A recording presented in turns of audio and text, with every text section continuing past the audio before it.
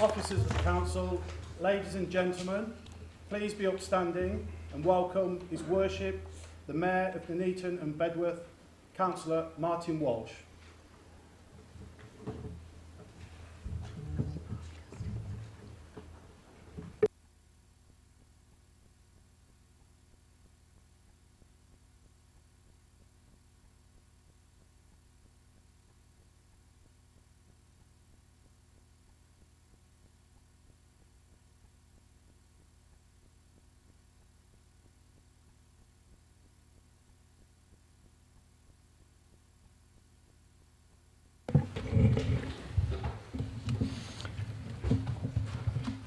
Good evening, everybody, and welcome to this full council meeting held on Wednesday, the 13th of September 2023.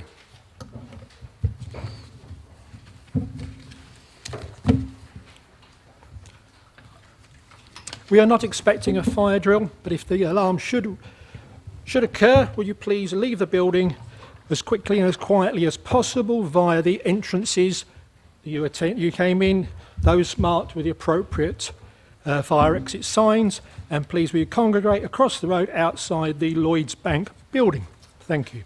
Can you please ensure that your mobile phones are switched off onto silent? This meeting is being recorded and live streamed for future viewing. Apologies. I have two apologies at the moment, Councillor Kenner and Councillor Hartshorn. Do I have any other apologies? Yes, Councillor. Phillips. Councillor Cape. Lubbs. He's stuck in traffic, as is Councillor Beetham, I believe. They're due to attend. Thank you. Thank you. Make note of that, please. Item 3. Minutes of the previous meeting as of held on the 5th of July. You'll have a copy thereof. Everybody happy with those minutes as is? Indeed, thank you. I shall sign them off accordingly.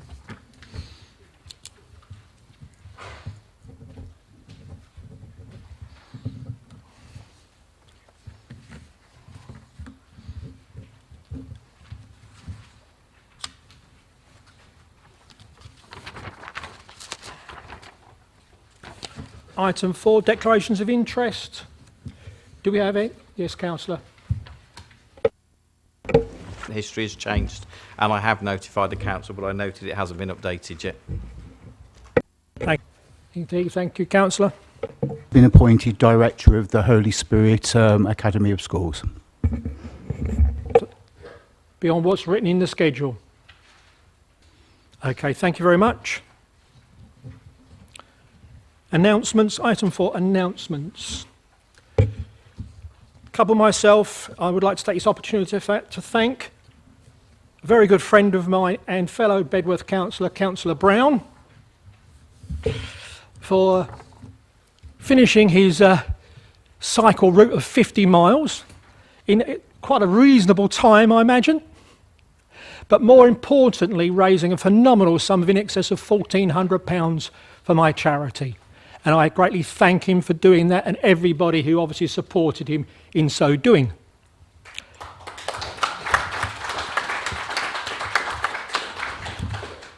I would also like to state that I will be putting forward a team, together with the assistance of Councillor Brown and some of my families, for the 5K inflatable challenge on the 14th of October, run at Stratford Racecourse.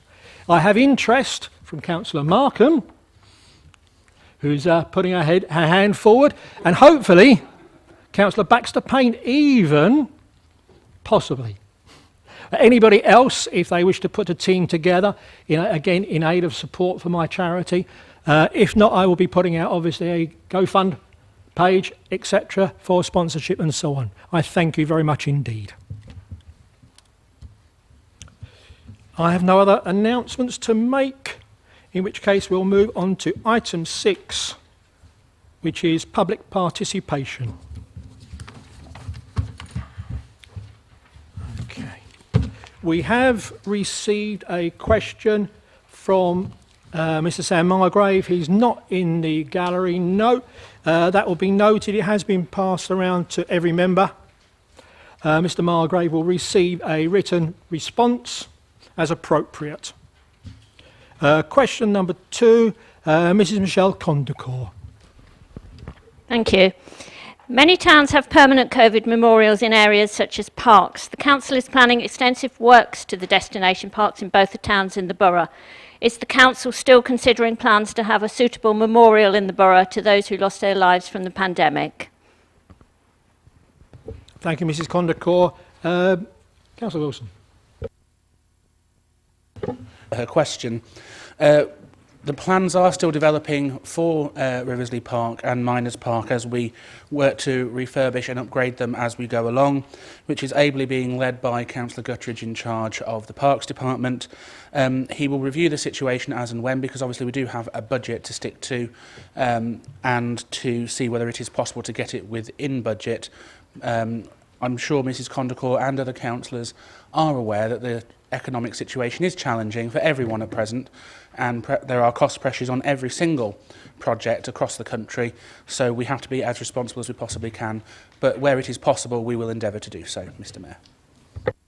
Item number 3, question from Miss Nicola Ross, please. Thank you. Good evening. As a concerned businesses in Nuneaton town have great concerns on the antisocial behaviour in the town centre. This is a daily occurrence and I would like to know what action plan is to solve the issues. Since the new drink shop has opened by the bus station, the situation is unbearable. The behaviour does not encourage footfall into our town centre. And with the darker nights approaching, this is very worrying, leaving the workplace for our safety at night. Thank you, Ms Ross. I'll pass that forward to Councillor Golby. Thank you. And thanks for the question. You didn't clarify it was by the bus station, so my response, based on the question that I actually received, was that it's unclear from the question which town centre and where within that town centre the question refers to. However, on a general note, the council has 24-hour CCTV in place and a public space protection order which allows enforcement action to be taken when alcohol or other substances are consumed which result in ASB. We work in close partnership with the police, who issue their own measures to address issues of ASB, and they will continue to do so also. We have and we will remove alcohol licences of establishments should that be necessary. And finally, I'd like to point out that the largest retailers of alcohol in our town centres are most likely to be the long-established supermarkets. It would be helpful if you can contact the community safety team and raise the issues with the community safety team, and also if you've got any references from contact with the police, pass them over and we can work on it for you.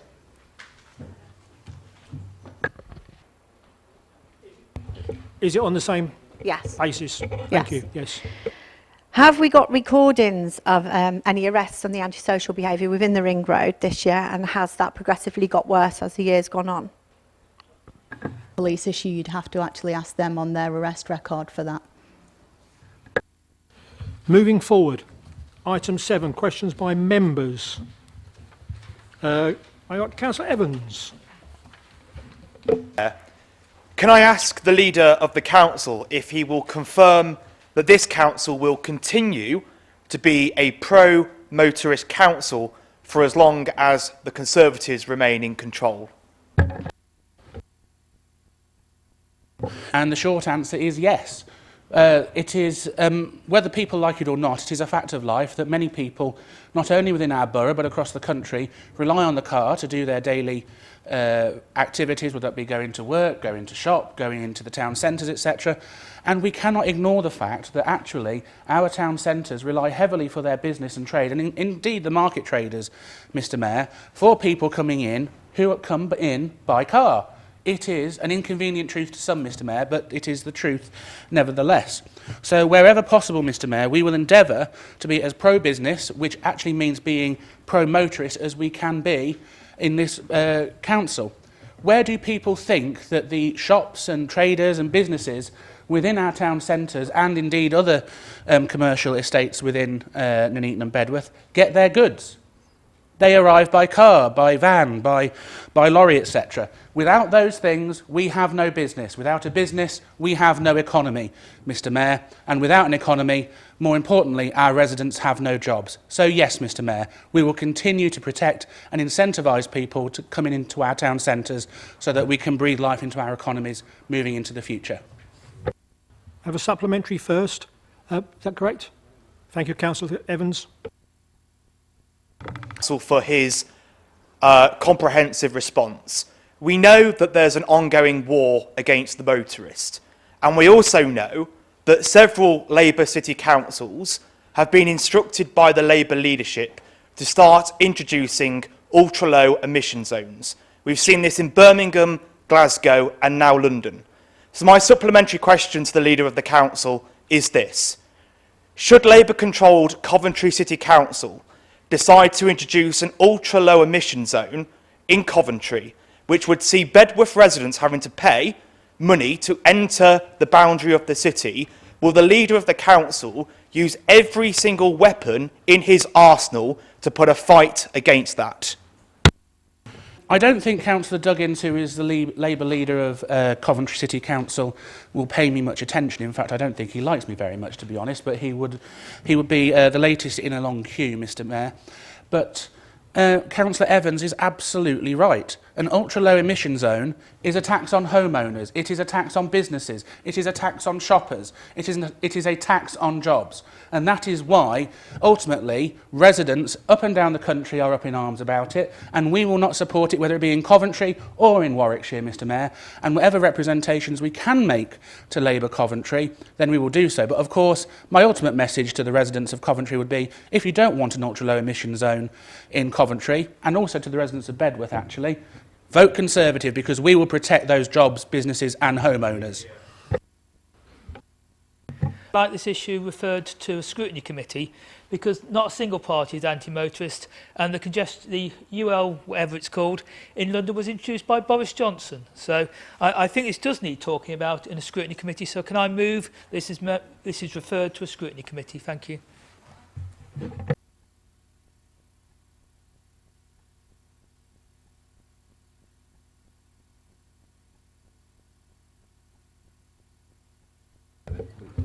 We require a seconder on that basis. Thank you. And we shall put that to a vote. All those in favour?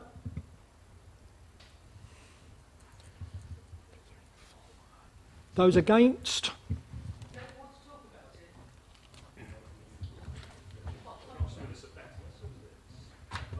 I believe that to be lost.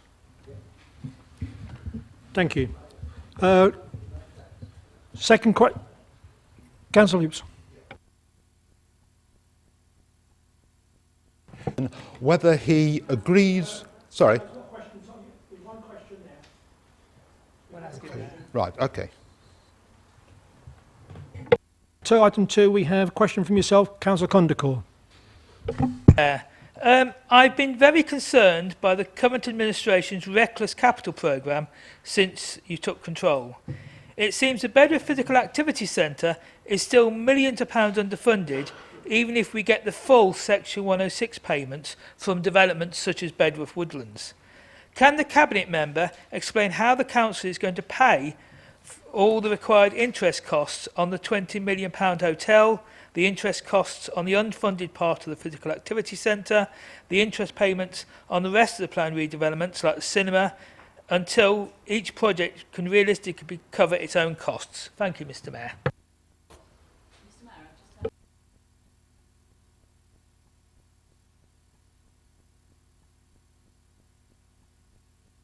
I believe we got a problem with the live streaming. It is being recorded, but I believe there's an issue with live streaming. Is that correct? Ah, okay. Okay, we apologise, but they will be able to see, obviously, the recorded version thereof. So can they still see, visually see? Nothing at all?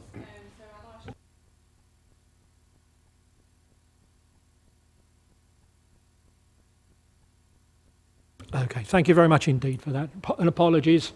accordingly. Sorry, Councillor Croft, if you'd like to respond.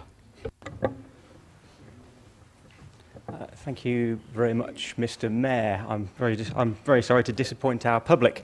Councillor Condigor has indeed long put on record his opposition to the regeneration programme that we're pursuing across our borough, although I'm still amused to this day that his qualms did not extend to trying to spend £1 million on windows in this building. Mr. Mayor, first let me address the Bedworth Leisure Centre, and I can't bring myself to call it a physical activity hub. I'm too old-fashioned, I'm afraid. Councillor Condicourt is correct to identify that the Bedworth Leisure Centre was unfunded when we took control, as the previous administration had not even budgeted the full amount for the planning and architectural stages of that project. A throwaway reference in a cabinet report to further funding needing to be identified is not the same thing as a plan. Had we not been able to secure, through Councillor Evans' fantastic intervention, the necessary £500,000 as part of our Levelling Up Fund bid, one of the earliest decisions we made, that project would have died then. He must also remember that the status quo with the current Bedworth Leisure Centre, within a very few short years, will also be untenable, with millions of pounds of dilapidations and repair works being needed to keep it simply operational. To halt the project would not improve our financial outlook. Now, Mr. Mayor, to his comment that the project is currently unfunded, this is untrue. There has always been an element of prudential borrowing to the Physical Activity Hub, the Leisure Centre project, whatever you want to call it. The challenge we faced in 2022-23 is the inflationary pressures which have afflicted the global economy, which increased the original borrowing forecast from the 6+5 model to the 6+5+6 problem that I identified at budget some months ago. Given the changed circumstances we face, we've taken the decision to pause the project and reassess. And we have now rephased our timetables and rescoped the designs to bring it closer in line with our original budget, the results of which will come to planning in the new year. Under the new project spec, the forecast split remains as it was most recently reported, which is £15 million of LUF funding, £2 million of Sport England funding, which leaves approximately £12 million of currently projected prudential borrowing, £5 million of which will be against the future 106 monies.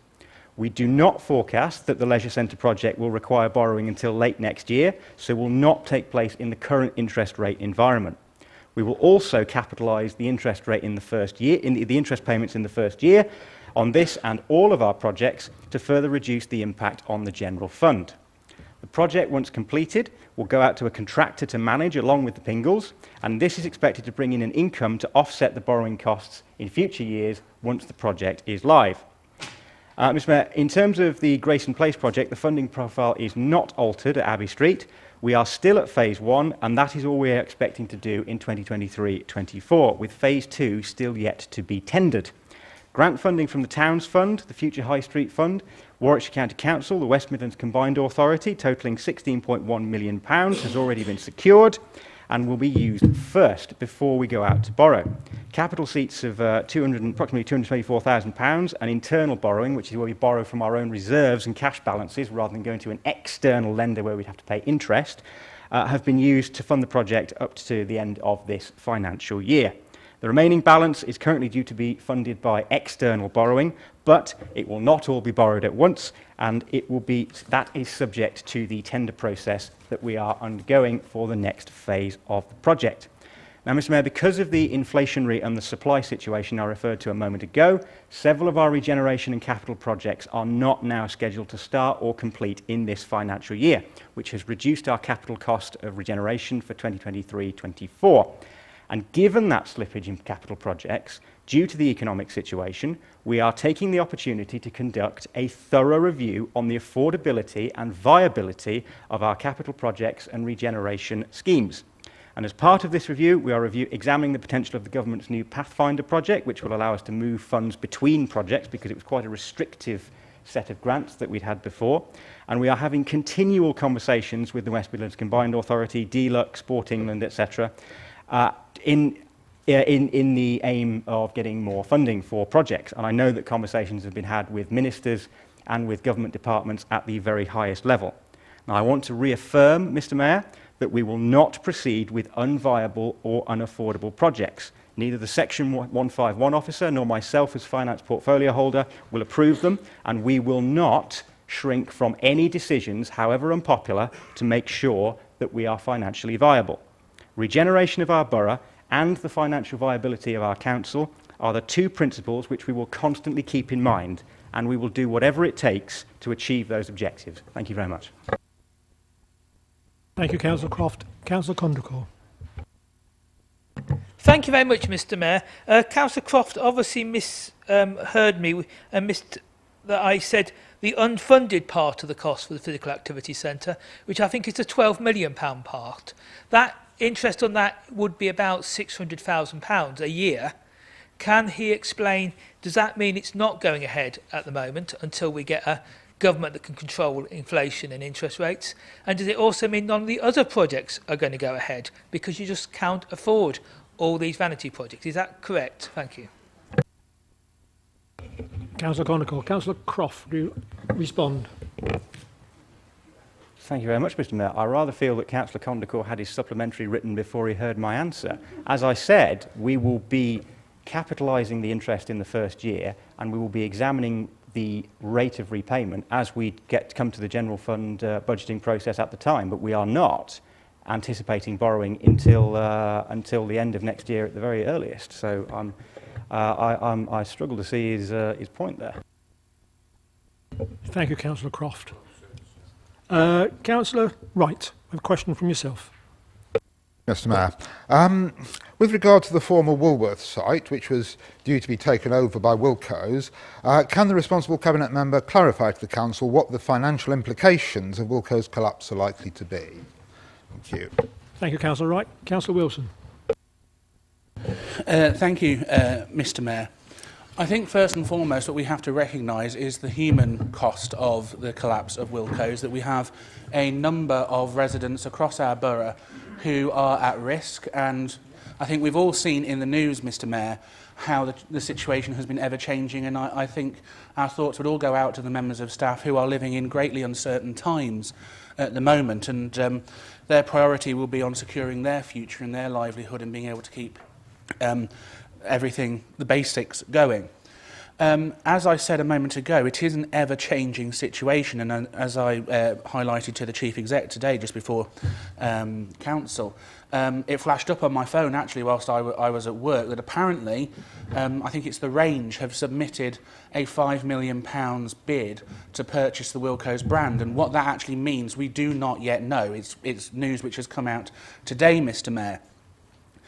It is fair to say that we did, in the budget process, put an element of income in for the Woolworth site being re-let out to Wilko's, because at the time we budgeted, there was no indication whatsoever that Wilko's was on its way under. No one would have foreseen that 2 months ago, or even when we set the budget in February. And I have to say as well, before anyone gets on the bandwagon saying that the move from its current site in down by the library to where it would be in Woolworths is a contributing factor. That is absolute rubbish, Mr. Mayor. The move was actually fully funded. It was agreed by its new owner, which is the Warwickshire County Council, to move into our site at Woolworths.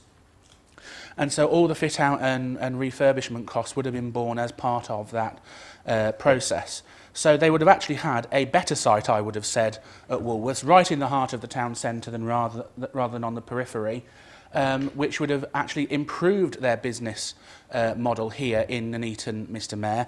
And I would suspect, and I've heard anecdotally, that actually Nuneaton is one of its better, or was one of its better performing outlets, because a lot of our residents across Nuneaton and Bedworth and beyond would come in to use Wilko's because it was good value for money.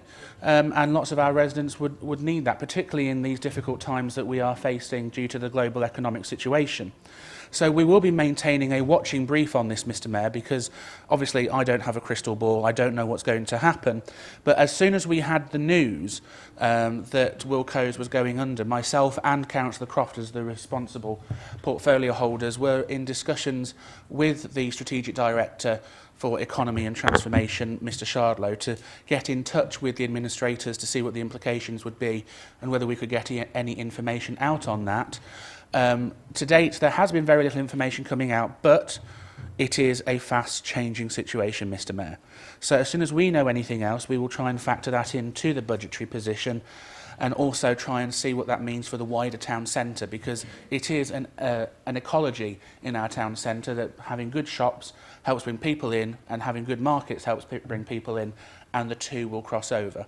So that is the answer in terms of finances, Mr Mayor, but I think the human cost is the one that I am most concerned about at the moment. Indeed. Thank you very much indeed, Councillor Wilson. We have, as far as I'm aware, we have no items of special urgency. As in item 8, we move forward to item 9, the Cabinet report. But before we do so, I must apologise, the cameras aren't working either, as in they're not rotating, which means the speakers will not be highlighted through that, because apparently there's an issue with the computing. Is that correct? Yeah, so that's the case, unfortunately, which means that everybody will just have to look at me and etc. for the rest of the meeting. But thank you. Councillor Wilson. Thank you, Mr Mayor. I'm sure it's a price worth paying for residents to hear what's going on, to have to look at your face and the chains, so I'm sure people will cope. As usual, Mr Mayor, I'm happy to move the report for noting by Council and answering any questions that we possibly can. I would like to draw attention to a few particular items, Mr Mayor, the big one of which I believe is actually on page 3, which is F, the Borough Plan Review.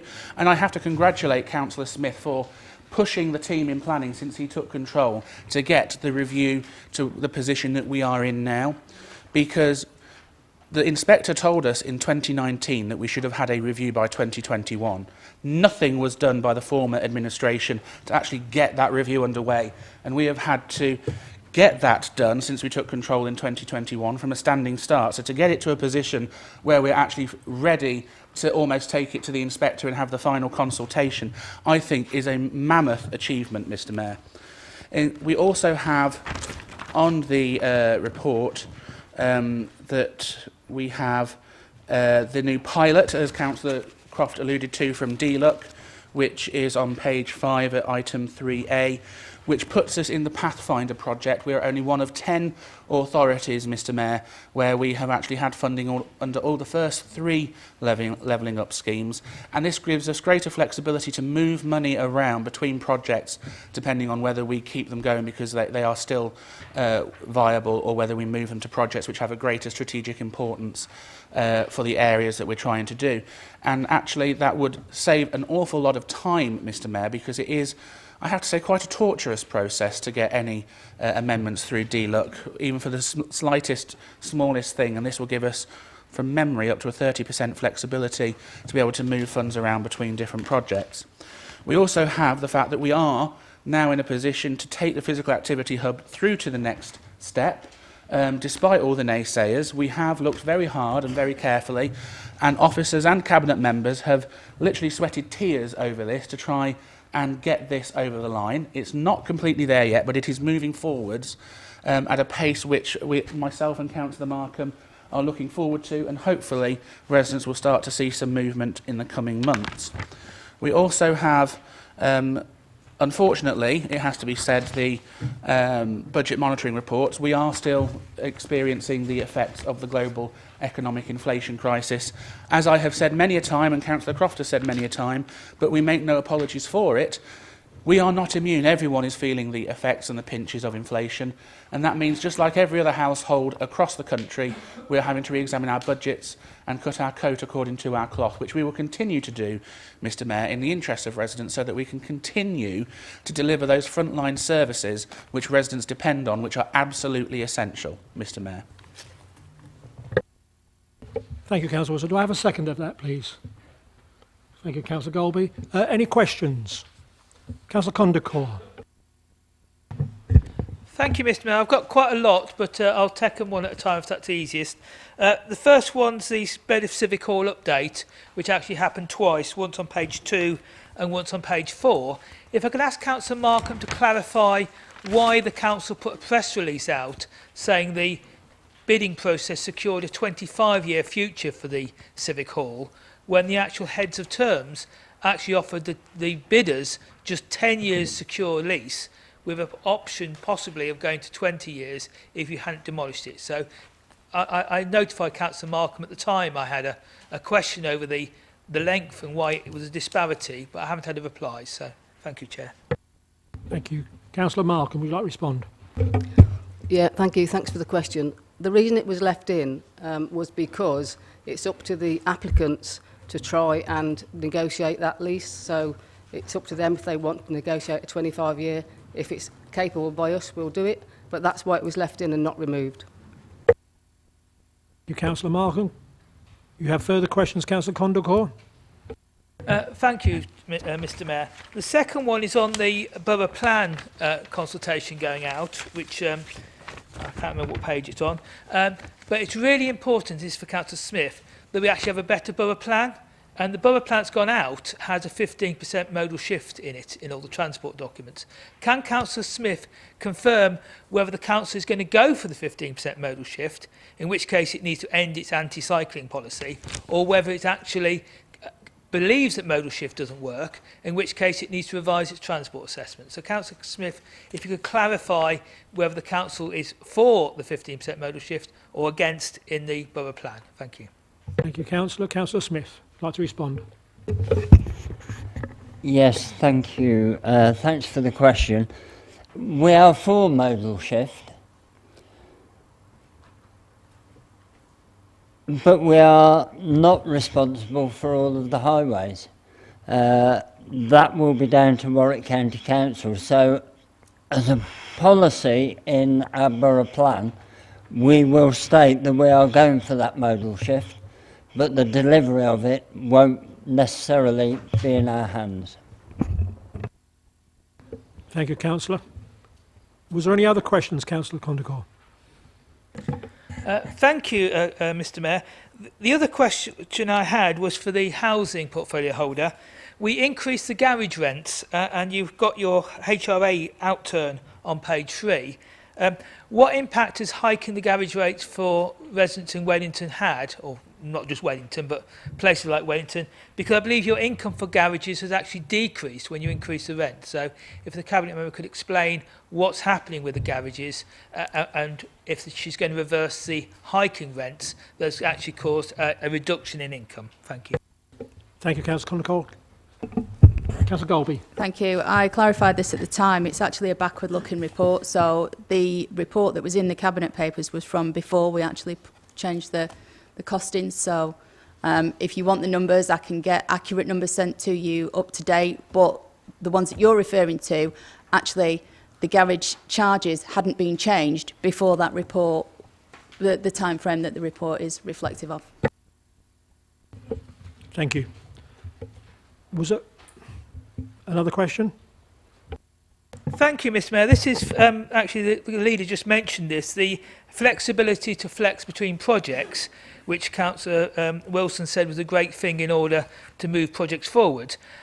Can the leader explain how that means we won't lose things like the flood relief project, which I believe are really important, and you've given the flexibility? You can actually not do the flooding project if we're not careful. And given the tragedies we've had over the last few weeks with flooding around the world, we really need the Nuneaton Town Centre protected with that £1 million scheme. So can the leader reassure us that in flexing the budget, we still maintain the £1 million flood project for the town centre? Thank you. Thank you, Councillor. Councillor Wilson.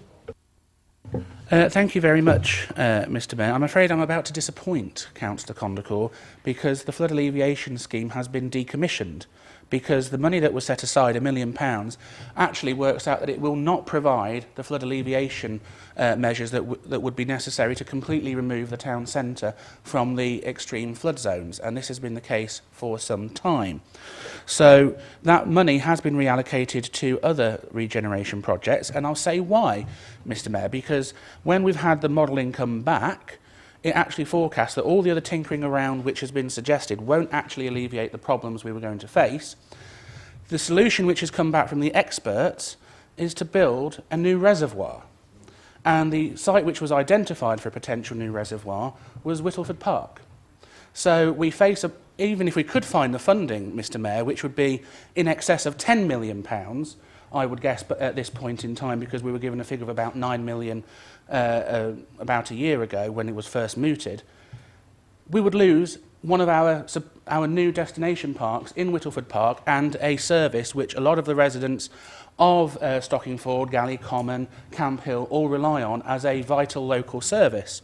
So that is a non-starter, and also the fact that even if you build the thing, you've then got to run the thing, Mr. Mayor.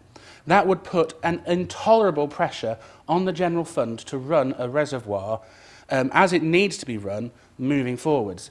What we have had the benefit of, Mr. Mayor, as part of the flood alleviation works, is that a lot of the original mapping of the flood zones has now changed. So a lot of the flood zones were back to the 1970s, 1980s, before a lot of all the other work which was done over the years.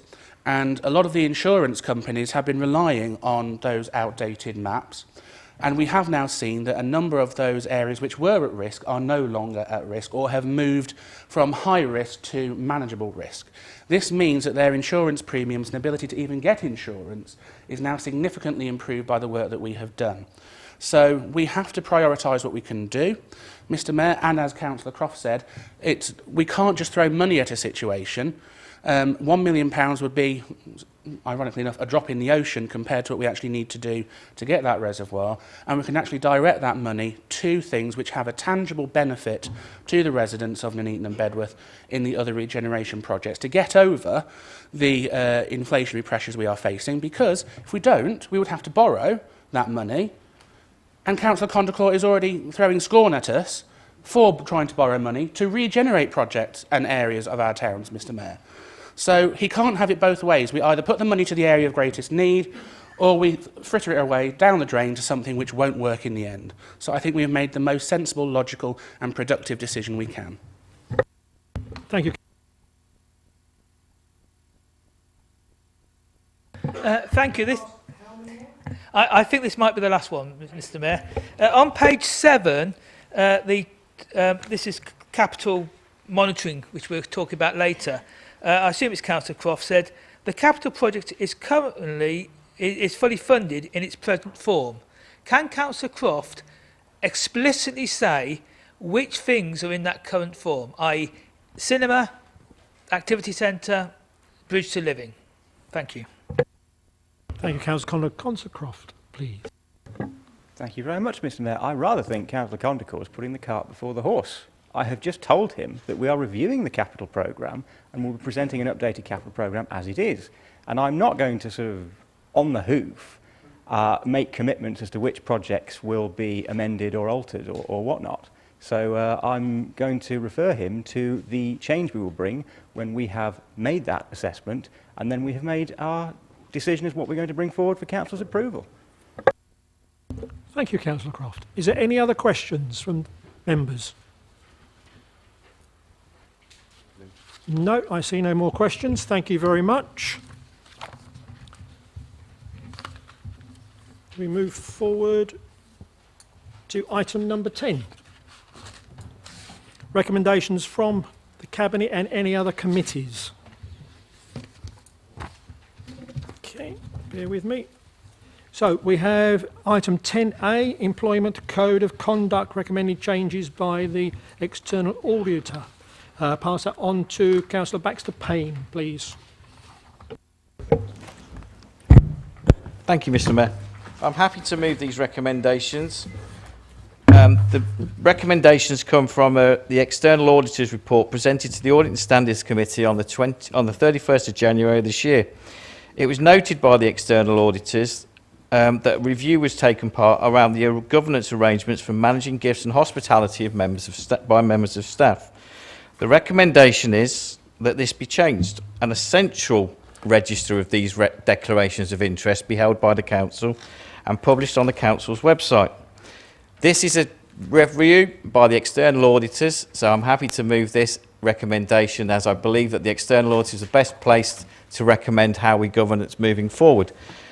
Following on from last night's Employment Committee, I'm also happy to accept the change recommended by the Employment Committee last night, that at point 5b10d of the report as printed in the agenda, it be amended to read that the council will hold and maintain a record of all employee declarations with proper confidentiality and will publish employee declarations on the council website at head of service level or above. I'm happy to take questions later. Thank you, Councillor Baxter Payne. Do I have a seconder for that, please? Councillor Brown. Thank you, Mr. Mayor. I'm happy to second that and reserve my right to speak should it prove necessary. Thank you, Councillor. I shall open that up for debate. Any councillor wish to comment or ask a question? Councillor Croft. Thank you very much, Mr. Mayor. Very briefly, this is a very good idea, as I'm sure you will expect me to say. Obviously, members make the decisions. Members are the decision-making people in this council, but a lot of their advice is shaped by officers, so it is entirely appropriate that we keep a proper register of any declarations that officers have to make. Just to explain the part of the Employment Committee last night, we noticed that the way the report was originally worded, we'd have to publish all of our officers' declarations, which isn't hugely fair on very sort of junior clerks or bin men if they've got a timeshare or something, or any minor declaration you take on a job like that. You don't expect to have your name splashed around the place. So while the register will be kept centrally and confidentially, it's only those officers who make the strategic decisions that will be published. So that was our thinking. Thank you, Councillor Croft. Any other councillor wish to make a comment? Councillor Condacor. Thank you, Mr. Mayor. I'm really pleased about that last change because I brought up at the Audit Committee that people in a relatively junior role who aren't taking decisions could actually end up having to publish stuff. They may be a Freemason and end up emptying the bins. So that's really good. One thing that would be useful is if members had the same rules as senior members of staff. The secret societies and that bit, some members do declare they are members, but I think it would be good if that was a universal thing. And the other thing is, I'm very worried about, on page 45, investigations by the monitoring officer, because I am concerned that the monitoring officer can instruct employees under these things to comply with any requirements made by the monitoring officer. And I think that's a very strong step to say, if the monitoring officer wants to do X, Y, or Z, the employee has to obey exactly what the monitoring officer says. I think there needs to be the word reasonable or something in there, so that actually, or fair, so that actually members of staff aren't used to unfairly take part in complaints against members of the council. Thank you. Thank you, Councillor Condacor. Would any other member? Councillor Wilson. Thank you, Mr. Mayor. If it was relevant, I would declare that I'm a member of the Tiddlywinks Club, but I'm not.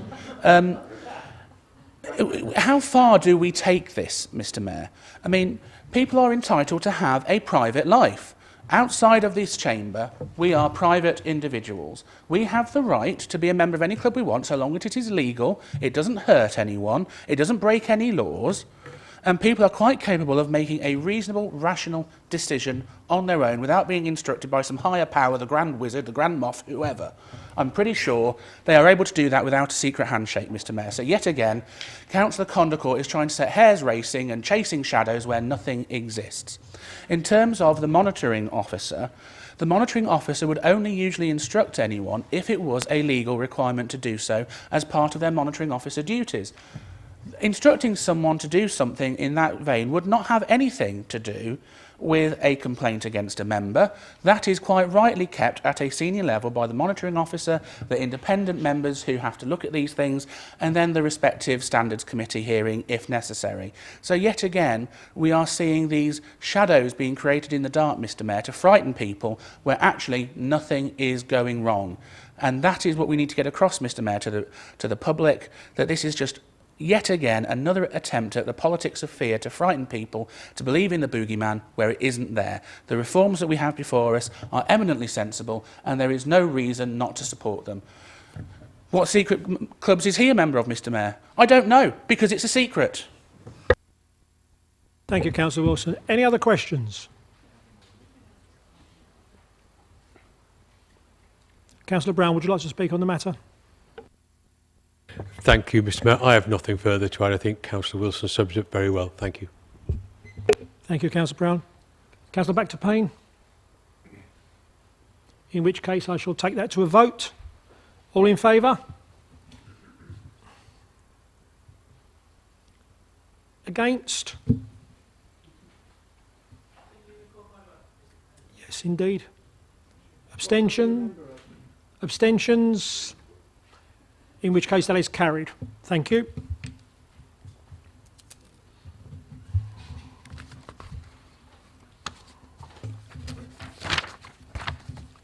We move forward to item 10B, recommendations from the CRWP. Can I ask Councillor Baxter Payne, please? Thank you, Mr. Mayor, again. I'm happy to move the recommendations set out in this part of the agenda. These changes to the Council's constitution are designed to make the Council's constitution suit better the structure of the current Council from the changes that we've made, should enable the Council to run in a more streamlined and more efficient manner, remove some of the idiosyncrasies of the current constitution, where we have to hold a committee to defer an item for one item on the committee, where the planning committee has to come in to do it, and should bring forward some changes that will hopefully move the Council forward. The changes that we recommended came from the Constitution Working Party review, and I have to say that there's general consensus to all the changes listed in this agenda, and it was a pleasure to work with it because we didn't always agree on the things that we put forward, but we came to a conclusion and we made a solution that suited all. So I'm happy to move these and I'll take questions later. Thank you, Councillor Baxter Payne. Do I have a seconder for that, please? Councillor Markham. Yeah, thank you, Mr. Mayor. As a member of the Working Party, I'm happy to second this and reserve my right to speak. Thank you. Thank you, Councillor Markham. Open it up for debate. Any councillor? Councillor Condacor. Mr. Mayor, there are clearly some improvements that are welcome in these changes, but there are also some things that are not welcome. And there's some things that really wanted tweaking a bit. And it's most disappointing that the Greens have no seat on the Working Party, even as observers, and we can't see the minutes or notes from the Working Party. There are a few areas that really concern me, particularly around the complaints procedure, where, as many people will know, I'm quite expert. And I think there needs to be some balance in this procedure, because otherwise I will just get to a record number of complaints and no other person will ever get a complaint against them upheld. So I do think there needs to be some checks and balances. I say there is stuff to welcome in here. I did notice when we did the call-in of the Civic Hall, for example, that Councillor Shepherd was able to take part in the debate but not vote. And I think that's a very welcome step to have more people take part. But unfortunately, yet again, of course, the Green Party can't do call-ins because there's only two of us at the moment. And then we don't get the advantage. So I think we need to allow us to sign call-ins after they've been submitted, to agree with the call-in if we're interested, or some mechanism to make a level playing field. So this very useful right of non-voting attendees at scrutiny on an issue can include the Green Party. Thank you, Mr. Mayor. Thank you, Councillor Condacor. Councillor Baxter Payne, would you like to respond? Or Councillor Wilson? Oh, sorry, sir. Oh, sorry, is there any other? Sorry. Councillor Beetham, sorry, apologise. Yeah, just making sure this works. Yeah, fully supportive of working group's recommendations. I think the solution that Councillor Condacor is looking for is the Green Party to get more seats at the election. So I think that's what you should probably focus on. Thank you, Councillor Beetham. Any other councillor? Councillor Markham. Thank you. I don't need to say anything else. It's been said. Thanks. Thank you. Councillor Baxter Payne. I'll just make a quick observation. From most overview and scrutiny panels that I've attended, Councillor Condacor always speaks. And I've even let him come back in on occasions, and I've even let him have a second question. So his right to speak is always there. So why he thinks that he doesn't have one, I don't know. And if you need a call in, maybe you should learn to talk to different college members of this chamber in a different way, and members might actually sign the call in with you. Thank you, Councillor Baxter Payne. In which case I shall take that to a vote. All those in favour?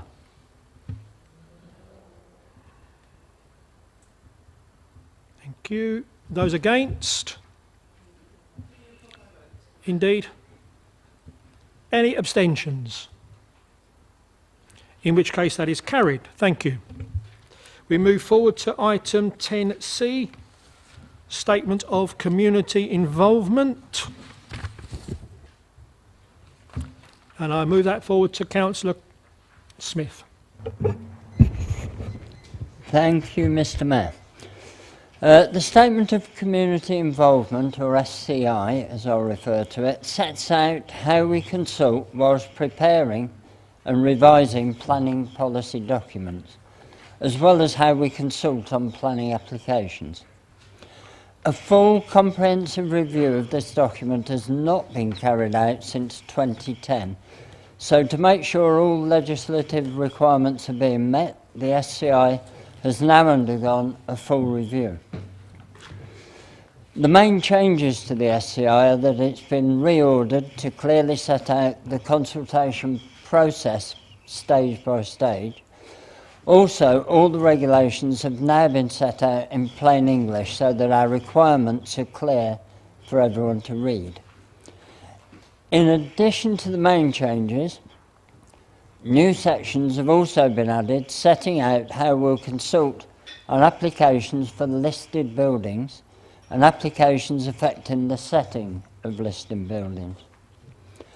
The version of the SCI before Council tonight has been updated slightly from that presented to Cabinet to correct a couple of inaccuracies kindly highlighted at the Cabinet meeting by Mrs Condacour from the gallery. The reference to CCGs, or Clinical Commissioning Groups, has been updated to the new title of ICBs, or Integrated Care Boards, and the reference to Local Enterprise Partnership has been deleted as they will soon cease to exist. So I move the report and the recommendation is as printed. Thank you. Thank you, Councillor Smith. Do I have a seconder for that? Thank you, Councillor Brown. Thank you, Mr. Mayor. I'm happy to second this report and reserve my right to speak should it be necessary. Thank you. Thank you, Councillor Brown, in which case I shall open that up to the floor. Councillor Condacour. Thank you, Mr. Mayor. Thanks first to Councillor Smith for actually accepting those changes. I know he got off onto a bit of a wrong foot at the last time it went to Cabinet, but it's really good to have accepted that those names are out of date and those bodies have been closed and new bodies created. There are obviously some improvements to this planning document, community involvement, but we still don't go far enough. And one thing that's greatly frustrating is that inexperienced members of the public really have difficulty in getting planners to take on board some of their arguments, particularly when they've won changes to our local planning, supplementary planning documents. So we have planning documents on various things like parking and cycling, etc. And it's very complicated for the public to navigate, but the planning officers still are not always taking on board comments tying with those supplementary documents. Planning is really complicated. I don't have a degree in it, but I've been doing it for about 18 years. And it is really hard for the public to get involved. And they actually very quickly have to become experts. So the thing we need to do in the statement of community involvement is get them notified early so they don't just have the 21 days, minus the days till they find out. And we need to improve the website a lot. A lot of the statement of community involvement now goes through the website. And we put planning things out on the weekly list, and quite often the documents aren't there. And then there's all these things saying we've got 21 days. And then you can't link to a document. So if you find, say, the highways assessment, or I was looking the other day at the sewage assessment about the top farm application, that document, you cannot do a link to it. The website is really, really awkward. And quite often the documents there just have numbers. Yeah, it's drawing one or whatever. So the more we can do to make the system friendly, and it's almost like you want they used to have people come to a town and do a walk around and give you a feedback. We want someone going on our planning system as a total novice to be told, yeah, something's going to be planned next year. Go and find the application, find the document, and try and make the system work better. Because it's half there, and hopefully the new website will help. Thank you. Thank you, Councillor Condacour. Councillor Evans. Thank you, Mr. Mayor. I've looked at this report extensively, and of course, I will support the recommendations in it tonight. But I wanted to make some small nitty-gritty points, if I may. First of all, with respect to the council's planning portal, which I'm sure all of us as councillors use on a weekly basis, you can now start to see the improvements that have been made to that portal. I feel that it's far more easier to use, and it certainly has improved over the last few years. On a point about site notices, which I understand that we still have a statutory responsibility to put up on streetlights, lampposts, etc. If the cabinet member could just take the comment on board, that I wish the planning department could attach those notices onto those assets with some slightly stronger material, because the local youths often tear them off within a matter of hours. And I hope that comment can be passed on. And the other final comment I wanted to make was respect to drop-in sessions as referenced on page 81 of the report. I've often felt that the council-led drop-in sessions that we've done with the borough plan, especially the one at the Woodlands, has always been well attended, and it's actually been very engaging from the planning department. But we are starting to see, as the borough plan emerges, more drop-in sessions from planning lobbyists. So the likes of Bowway, Cartwrights, they're hiring planning lobbyists to do drop-in sessions in local communities. My experience on the last one in Bedworth Heath, with respect to the Bedworth Woodlands application, was that there were some of these individuals from whichever company was representing the applicant that were often peddling some very deep mistruths about the council's policies. In particular, I'm not going to reference the name of the company, but they were telling residents in Bedworth that it was the council that went to the applicant saying put the Woodlands application in, when actually that simply wasn't the case. So my comment would be, as part of this, could we look at actually sending a planning officer to some of these privately held drop-in sessions to make sure that actually the council's position is defended and that residents aren't being lied to? Thank you, Councillor Evans. Councillor Wilson. Thank you, Mr. Mayor.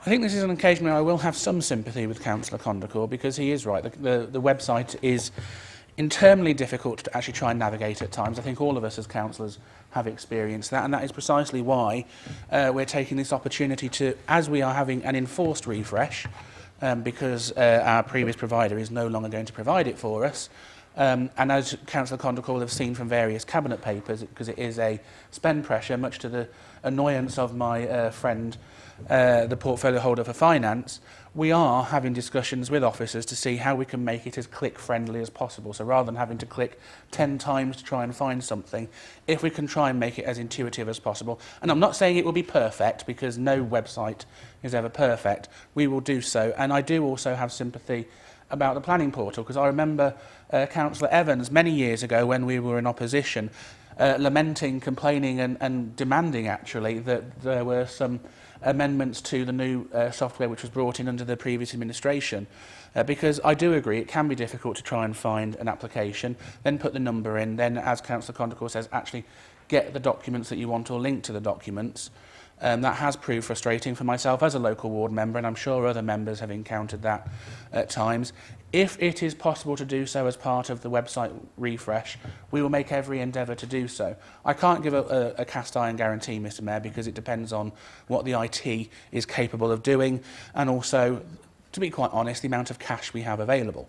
If you spend millions, you'll get an all-singing or dancing website. We aren't in the position of having millions to spend on that all-singing or dancing website. But where we can make user improvements, we will endeavour to do that, and we are trying to do that, because myself and Councillor Croft have had those discussions with Mr Shardlow, and looking at various different options for what the front page could look like and how we use tiles, etc., to try and make it more visually appealing and something which signposts more to the residents. Because we do get lost in council speak. We're all guilty of it. for example, the name Statement of Community Involvement doesn't exactly trip off the tongue. I will admit residents wouldn't necessarily know what that means, but at least if we can find it more easy to signpost towards planning on the front page, they will stand more of a chance of finding the phrase Statement of Community Involvement. So I think everyone will share that pain, and it is something we are trying our best to rectify. Thank you, Mr Mayor. Thank you, Councillor Wilson. Any other members wish to speak? In which case I fully endorse the improvements, certainly on the planning portal, because it is very difficult to negotiate, and particularly to find the actual document you want without having to open 10 before you get to that point. So yes, I would agree with that, and would welcome, obviously, improvements for public purposes. Thank you very much.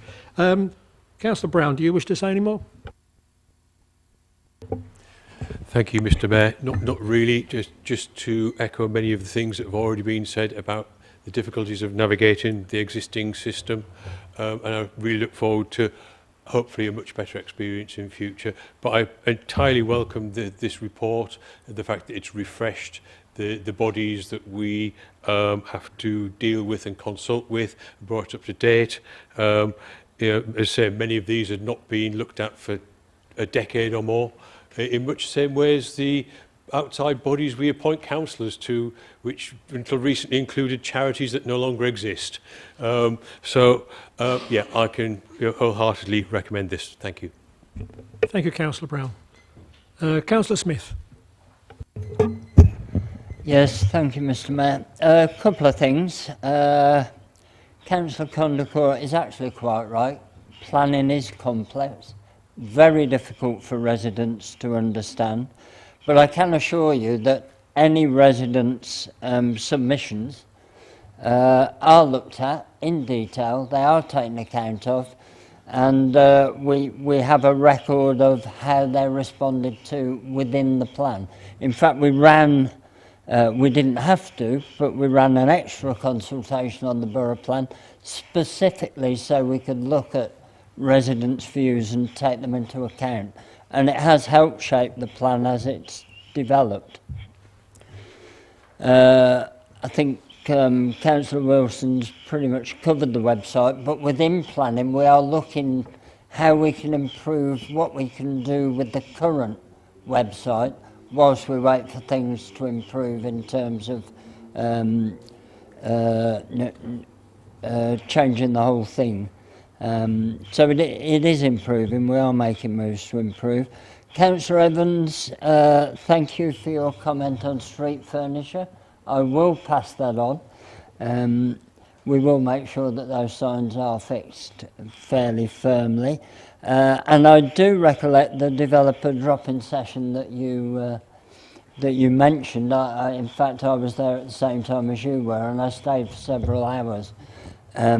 Unfortunately, we can't control what the developers do, and with the planning system under such pressure to deliver, it's very difficult to give officers time out to go to every drop-in session.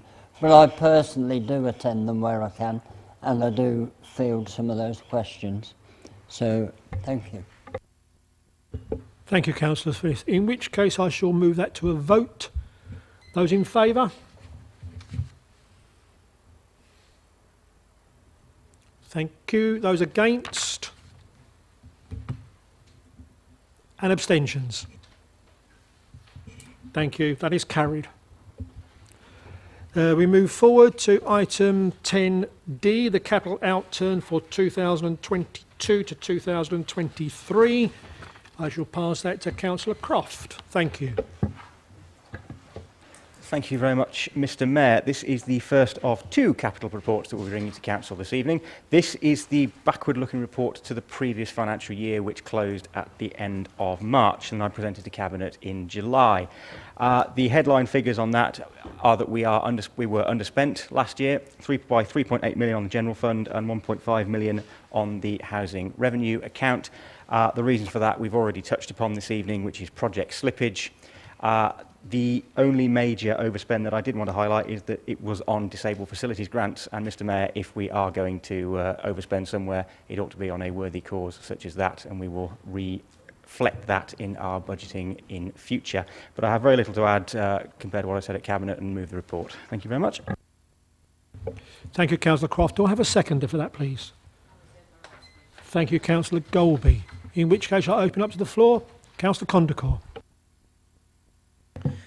Thank you, Mr. Mayor. It's really confusing having two capital reports on the same night, but it's really interesting as well. We have a lot of things in the first version, which is on page 107, which are then changed in the second version later on in the agenda tonight on page 169. And we're being asked, actually, if you read the agenda tonight, to approve the details in Appendix 2 of the first report, which is effectively approving things like Grayson Place Phase 1 and 2, whereas the second report says Grayson Place Part 2 is effectively paused till next year. And there's things been snuck in the second version that aren't in the first version. There's a whole load of issues about this capital programme. And when I was a county councillor, and even now, if you look at a county council capital thing, there is a massive spreadsheet. It tells you the cost of the project, how much it's been spent in previous years, how much has been spent this year, both budgeted and expected, and then how much in future years. It's a lovely spreadsheet. You can see exactly what's going on. This is absolutely useless because we only see a little slit of expenditure in that 12-month period.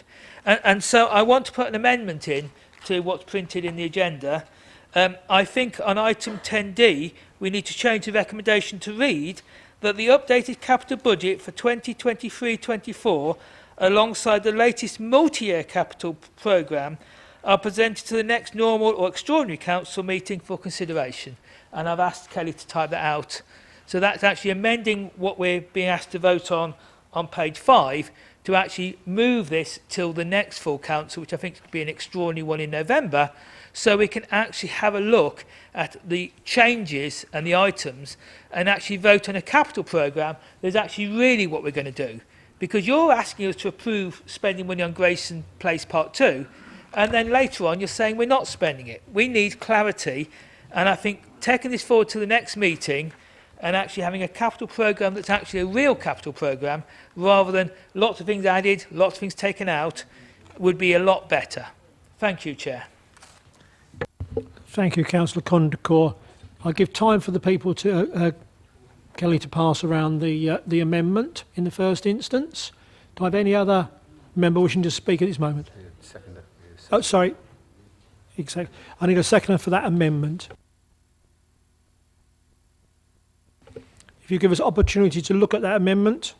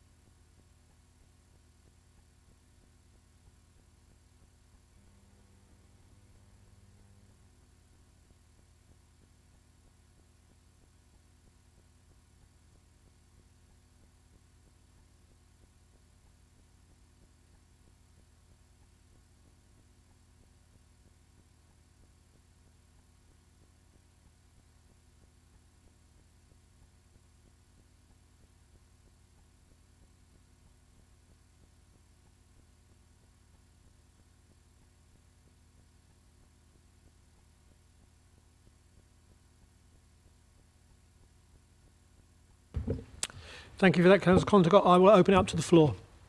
Councillor Croft.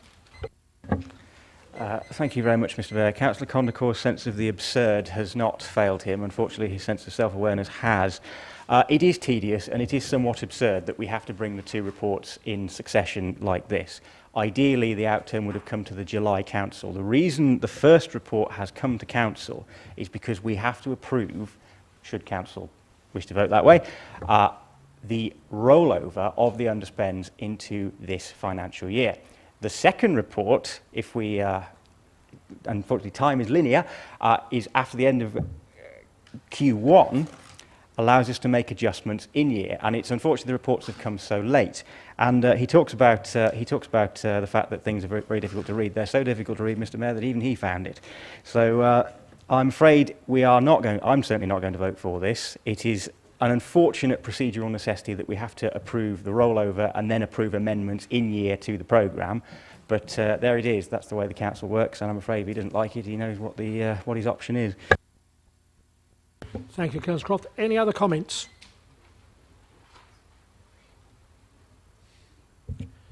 Can I take it from what your response is that we are following appropriate procedure? Thank you, Councillor Croft. If there's no other councillor wishing to speak, I will take a vote on that. We're going to vote for the amendment as you have in front of you. Oh, sorry. You can. Does he?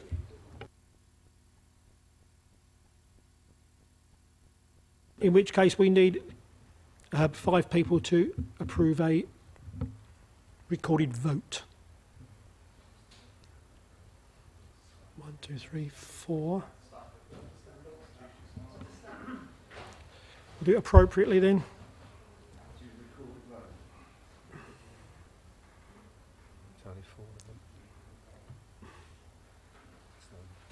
Yes. In which case, yes, we'll take a recorded vote. Thank you, councillors. Those for the amendment and counts and yes, we'll read it out. Thank you, Mr. Mayor. So just to clarify, this vote is on the amendment proposed.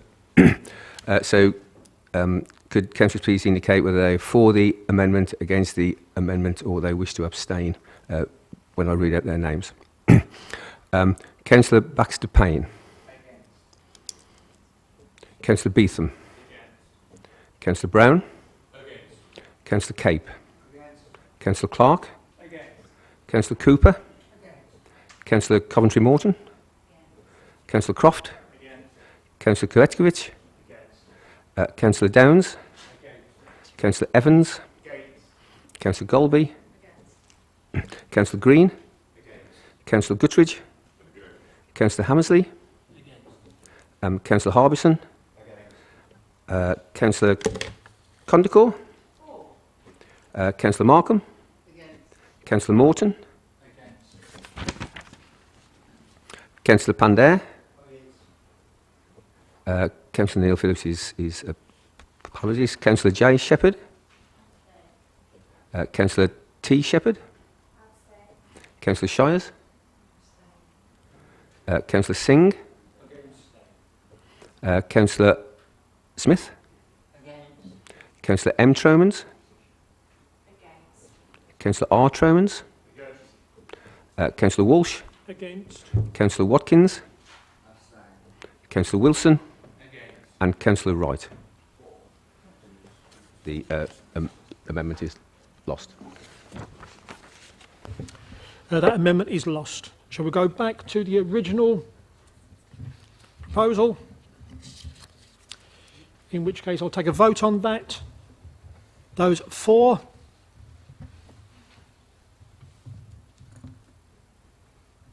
Thank you. Those against? And those are abstentions.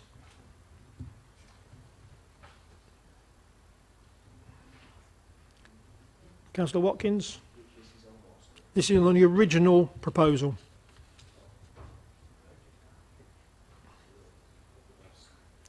Abstain.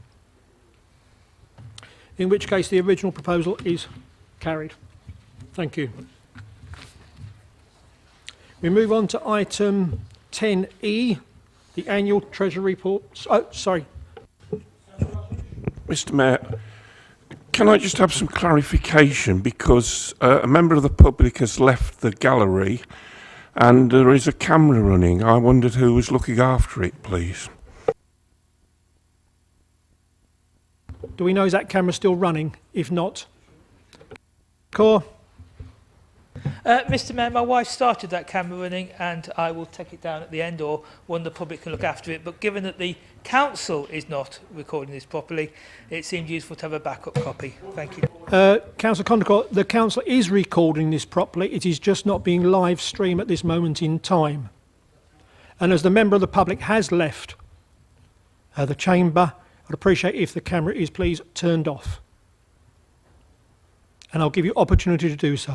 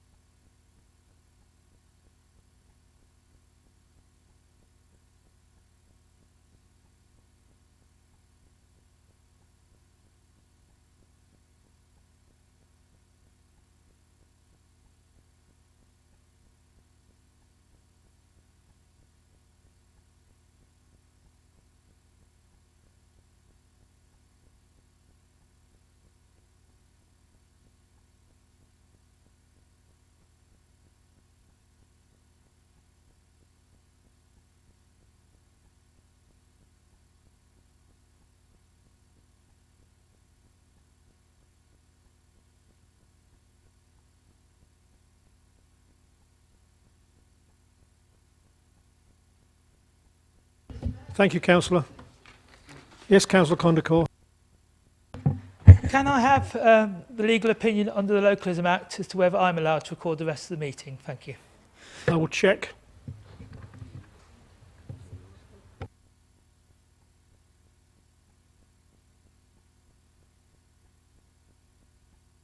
In which case, yes, you may do. We will forward on to item 10E, the Annual Treasury Report 2022-2023, and I pass that on to Councillor Croft. Thank you, Mr. Mayor. We ought to have a protocol. Councillor Baxter ought to look at a protocol on littering in the public gallery. I move the report, Mr. Mayor. It is a requirement of the council to present a report of our Treasury actions and outturn for the previous year. This is the FY22-23 report, which includes an overview of the global economic situation last year, which did not markedly improve. The key thing to note, the principal thing to note, is the rise in interest rates that we experienced. We were not immediately affected by this because of the what's called an under-borrowed position at the council. That's the internal borrowing I referred to a moment ago, which is where we have borrowed out of our cash balances and the reserves. That is absolutely the right strategy to take, because we should not borrow until projects hit phase. It's not logical to start paying the dead money of debt interest until if the project hasn't happened yet, and it also gives us greater flexibility to amend and adjust our project timescales and our projects themselves. We did not take out, and as a result, we did not take out any extra borrowing during the previous financial year. We were able to repay over £8 million of debt, which left our net debt position, which is offsetting against our external investments, of £37.6 million. The challenge this year, as we've already alluded to, is to ensure that we have a sustainable capital financing requirement, we do not exhaust our reserves, and we minimise our exposure to rate changes. And that is what the review of our capital and regeneration programme and our review of the HRA business programme is all about. But having said that, Mr. Mayor, I shall move the report. Thank you, Councillor Croft. Do I have a second of that, please? Councillor Markham. Yeah, thank you, Mr Mayor. I'll second it and reserve my right to speak. Thank you. Thank you, Councillor. I shall open up to the floor. Councillor Evans, please. Thank you, Mr Mayor. And I know that questions are not permitted under these items. However, the Cabinet Member is allowed to make points in summing up. So I wondered if the Cabinet Member might consider in his summing up whether he can confirm that the Council is not going to be issuing a Section 114 notice, despite some of the comments, shall we say, from a certain opposition councillor in this chamber. Thank you, Councillor Evans. Any other comments? Councillor Condacor. Thank you very much, Mr Mayor.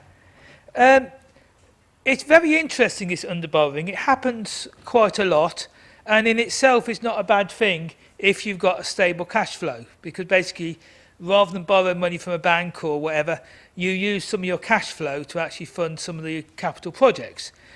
That doesn't work when you're building a £20 million hotel, a £50 million leisure centre, and lots of things that are way more expensive than your cash flow.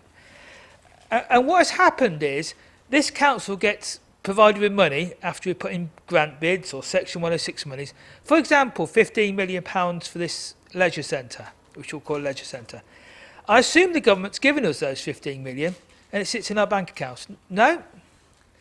Whatever. But we get the Section 106 money. We get money coming in for all sorts of different items, and then later on we spend money, we sign contracts, and we have to pay bills. Now, fundamentally, it's a bad idea to borrow money you might not need to borrow, but likewise, if you buy a house or sign the contract to buy a house, you get a mortgage at the same time. Because if you do not, you can decide to buy a house when mortgage rates are 3% and then find the government's done something really stupid and put Liz Truss in charge and find the interest rates are 6%. And what happens then is you've signed a contract to buy a house, you can't get out of that contract, but you haven't arranged your mortgage. And this is something of what this council is doing.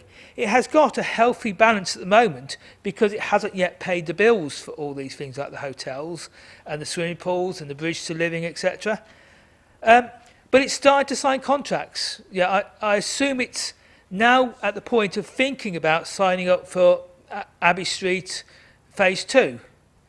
And we have a problem because this under-borrowing needs to actually turn into borrowing. When we start actually paying money for the hotel construction, the final phases and all the other things we're doing, we have a massive outflow of cash. And we live in two worlds. People who know about physics, and particularly quantum physics, there's this Schrödinger cat experiment, where there's a black box or white box, whatever, and in it is a cat and a radioactive element. And that cat is both dead and alive, depending on what happens to that radioactive element. We have the same here. We have either not in a debt problem because we've not decided to go ahead with these projects, or we are in a debt problem because we are going ahead with all these projects and we'll run out of money and we'll get a Section 114 notice. If I said to you, we're getting a Section 114 notice, you'll say, but we haven't signed up to these projects. If I say we aren't doing these projects, you said, yes, we're agreeing to get these projects done. So we are in a moment of two paths. A path where we go and do these projects and end up in debt and Section 115, or the more likely case is we're promising our residents new swimming pools, cinemas and all these wonderful things, and we just do not have the money to deliver. And we do not seem to have a cinema operator, we do not have a price for the leisure centre, and we are in a world where the financial outlook is looking seriously bad for Britain. Yeah, we had 5% shrinkage in GDP. Brexit is trashing our economy. Exchange rates. I went to Ireland. The value between the pound and the euro, that really matters when we're buying steel, concrete, all the things we need to build our leisure centres and our hotels. So I do ask the portfolio holder to be honest and say we're not building all this stuff because we actually count. Thank you. Thank you, Councillor Condacor. Councillor Wilson. Thank you, Mr Mayor. Well, I can think of one thing worse than having Liz Truss in at number 10, which is having Keith Condacor as leader of the council. Because heaven forbid what would happen to our finances if that happened. I think that's just one step marginally worse than when the Labour Party were in charge of this council. I mean, the statement we've just had is like having Sooty and Sweep as Prime Minister and Chancellor of the Exchequer, because he doesn't know what's going on. I mean, let's face the facts about what he has actually said and also what he's done, because on social media he went out and said, Mr Mayor, that the council has taken the £15 million from the Bedworth Leisure Centre and spent it on other things.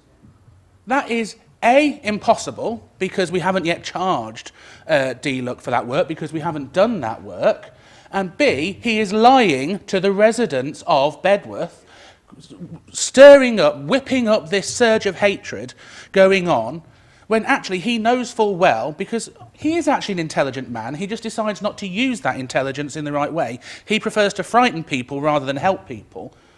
And he is deliberately telling residents that we are effectively defrauding Bedworth to help everyone else. And that is categorically wrong, Mr Mayor.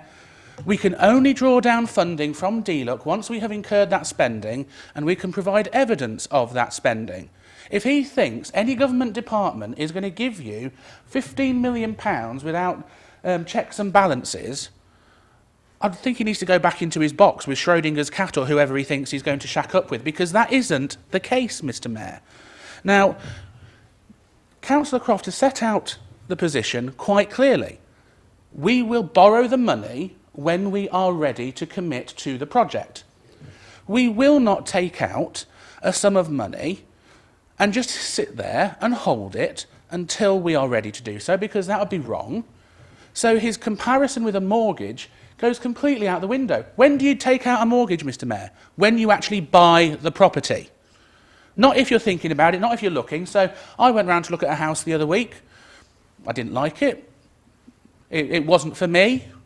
Did I take out the mortgage? I certainly didn't, because I didn't know I was going to buy it, Mr Mayor.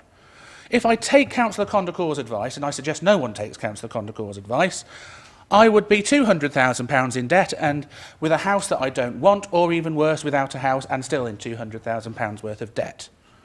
Now, if you apply that, extrapolate it to the council, we end up potentially taking out, I don't know, £20, £30 million on a project, but we haven't signed a contract to do that. That's sheer madness, Mr Mayor. You wouldn't do that in real life, only he's trying to fool the residents of Nuneaton and Bedworth and say this is what's going on. Now, what we have is a sensible approach which says when we are ready to commit, once we've got all the prices fixed, the specifications ready, then we will commit, then we will borrow the money. And actually, I would rather borrow money internally, where I'm not having to pay interest rates or exorbitant interest rates, as is possible. And then when I'm ready to actually go out and sign on the dotted line, then borrow the money with the right bank at the right time, with the right rate that we can get. And we will not just take out a blank cheque of 20, 30, 40, 50 million pounds. We will borrow the exact money that we need at the time that we need it. And there is also the prospect of re-profiling your borrowing if and when the interest rates come down, just as if you or I, Mr Mayor, would want to remortgage our house. So he may be fortunate that he has a house and lots of people don't, but I question how he was able to balance the finances on his house. I don't think he can balance the finances of this council, and that's why he will never get anywhere near the council's chequebook, Mr Mayor, and thank God for that. Thank you, Councillor Wilson. Thank you. Thank you, Councillor. Sorry, Councillor Clark, sorry. Thank you, Chair. I thank the councillor, the leader, for clarifying that position. I also listened to what was said earlier this evening in relation to our finances and how we were going to structure our finances to ensure that we deliver for the borough of Nuneaton and Bedworth. I'm positive about our borough. I'm not negative. I want to see it succeed. I don't want to keep talking it down every opportunity I get. I want it to happen. I want these things to be delivered, but they can only be delivered with a structured approach. The approach that we're taking, and our administration is doing it the right way. and making sure that we deliver for the people of Nuneaton and Bedworth. Yes, we might not deliver it all, we might not deliver it all immediately, but we are taking a structured approach to make sure that we deliver the programme as we see fit and benefit the residents of our borough. Mr Mayor, I will fully support this recommendation and I would ask that any negative comments about our borough are taken off. Thank you.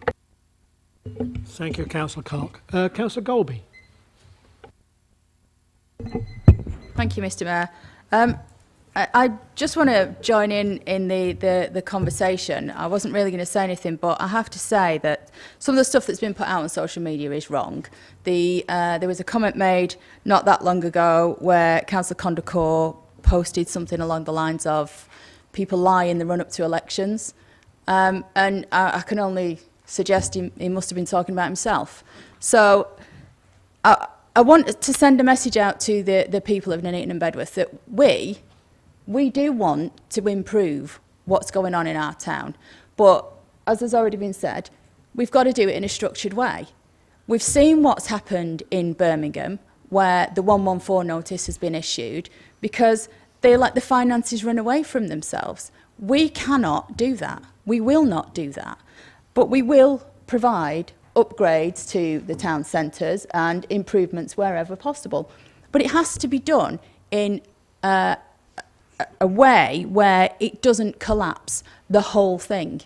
And to just to point out to residents that if Councillor Condacor was in charge of this council, we wouldn't be getting anything. There'd be no improvements because all he ever does is, like you say, talk the town down. And I recall when I was in one of the public sessions for the old borough plan, and there was a land consultant there. We were talking about some stuff in Arbury, and he actually said in that public session that he's never met anybody as negative as you, and if outsiders listened to what Councillor Condacor was saying, they wouldn't in a million years come to our town and invest. And that's somebody who does that sort of investments for a living. So we can't keep going round and round and round in circles, and there's genuinely nothing that seems to make Councillor Condacor happy with any of this. But I bet you, when we do the town centre, you won't be staying out of it, will you? You'll be patronising, and you'll be coming in, and you'll be using it. And you'll be welcome to. But the negativity that is oozing out of the green element at the moment is unbelievable, and people are noticing. They really are. I mean, it's just unbelievable negativity, and it shouldn't be because we're trying to make a difference. Thank you, Councillor. Any other comments? Councillor Markham, would you like to speak? Oh, sorry. Councillor back to Payne. Thank you, Mr Mayor. I just wanted to point out at Cabinet the other week, I made a point of stating that I'm so glad this council has a fully qualified Section 1515 officer in charge of the accounts. I'm so glad we had a procurement team in charge of buying stuff as well, because quite why we'd buy our cement from Ireland and our steel from Ireland, when we have steel plants in the UK and we produce nearly 9 million tonnes of cement in this country. I'm not quite sure what the fascination with Irish concrete is, but I'd rather have it locally. It won't be set when it arrives. Thank you, Councillor Baxter Payne. Councillor Markham. I've got nothing to add that hasn't been said already, to be fair. Thank you, Councillor. Councillor Croft, if you'd like to sum up. Thank you very much, Mr Mayor. If I remember back to my philosophy at university, Schrodinger's cat was an example of sloppy thinking. But never mind. I think Councillor Wilson has covered a lot of the points very well, and I think the analogy that is correct is the mortgage analogy that he used, which is I am not currently a homeowner. Under Councillor Condacor's logic, I would have taken out a mortgage a couple of years ago, just in case, for when I'm ready to buy, and I would have sat on the interest payments all this time. Mr Mayor, Councillor Condacor is being very precipitate. He's precipitate in that he wants us to borrow well ahead of these projects. He's now precipitate in that he was talking about be honest, in like tell us what's not going to happen. Well, Mr Mayor, I've already said we are reviewing things. We are going through a proper process of future planning and making sure that everything stacks up. That is what gives us the flexibility, and that is why internal borrowing is absolutely the right approach. And no, and I said earlier that we will do whatever it takes to land these projects and to make sure that the council's finances stand up. And I heard an anecdote the other day, Mr. Mayor, from a politician in Canada in the 60s who was also governing in tough times. And he said, you know, when I get up in the morning and I look in the mirror, I feel terribly depressed. And then I look at the opposition and I feel ecstatic. Mr. Mayor, I know how he felt. And when it comes down to it, Mr. Mayor, the choice will be there. The choice will be there about a team that is doing everything it can and leaving no stone unturned to make sure that these projects are landed and that we regenerate our borough in the most financially sustainable way, as opposed to Councillor Condacor, who would have lumbered us with debt interest payments, with debt money that we might never have used years ago, and then would immediately sort of cancel the entire programme now because, oh, goodness me, first whiff of grape shot, we've got to stop it. In response to Councillor Evans, no, we are not facing a bankruptcy in the same way that the Birmingham City Council has. I have this conversation frequently with the Section 151 officer. We are taking all necessary steps to address any in-year deficits, and the assistant directors and the directors are well aware of the savings that they now need to bring forward and land, and the efficiencies that we now need to make to ensure a sustainable council. So I think that sums it up, Mr. Mayor. Thank you, Councillor Croft. In which case I shall take that to a vote. All those in favour of the motion?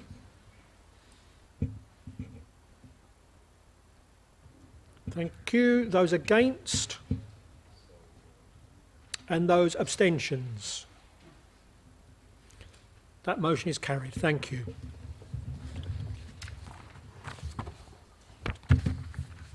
We move forward to item 10F, which is the corporate enforcement policy and corporate debt policy. I pass forward to Councillor Croft once again. Thank you, Mr. Mayor. You will get bored of me. I understand there's been a slight mistake in the recommendation printed in the main agenda, so I'll refer councillors and move the recommendation in the addendum that's been circulated. This report, and I presented it to Cabinet last week, updates our debt policy, which hasn't been updated in about a decade, and actually introduces a new enforcement policy and writes it into the council's constitution.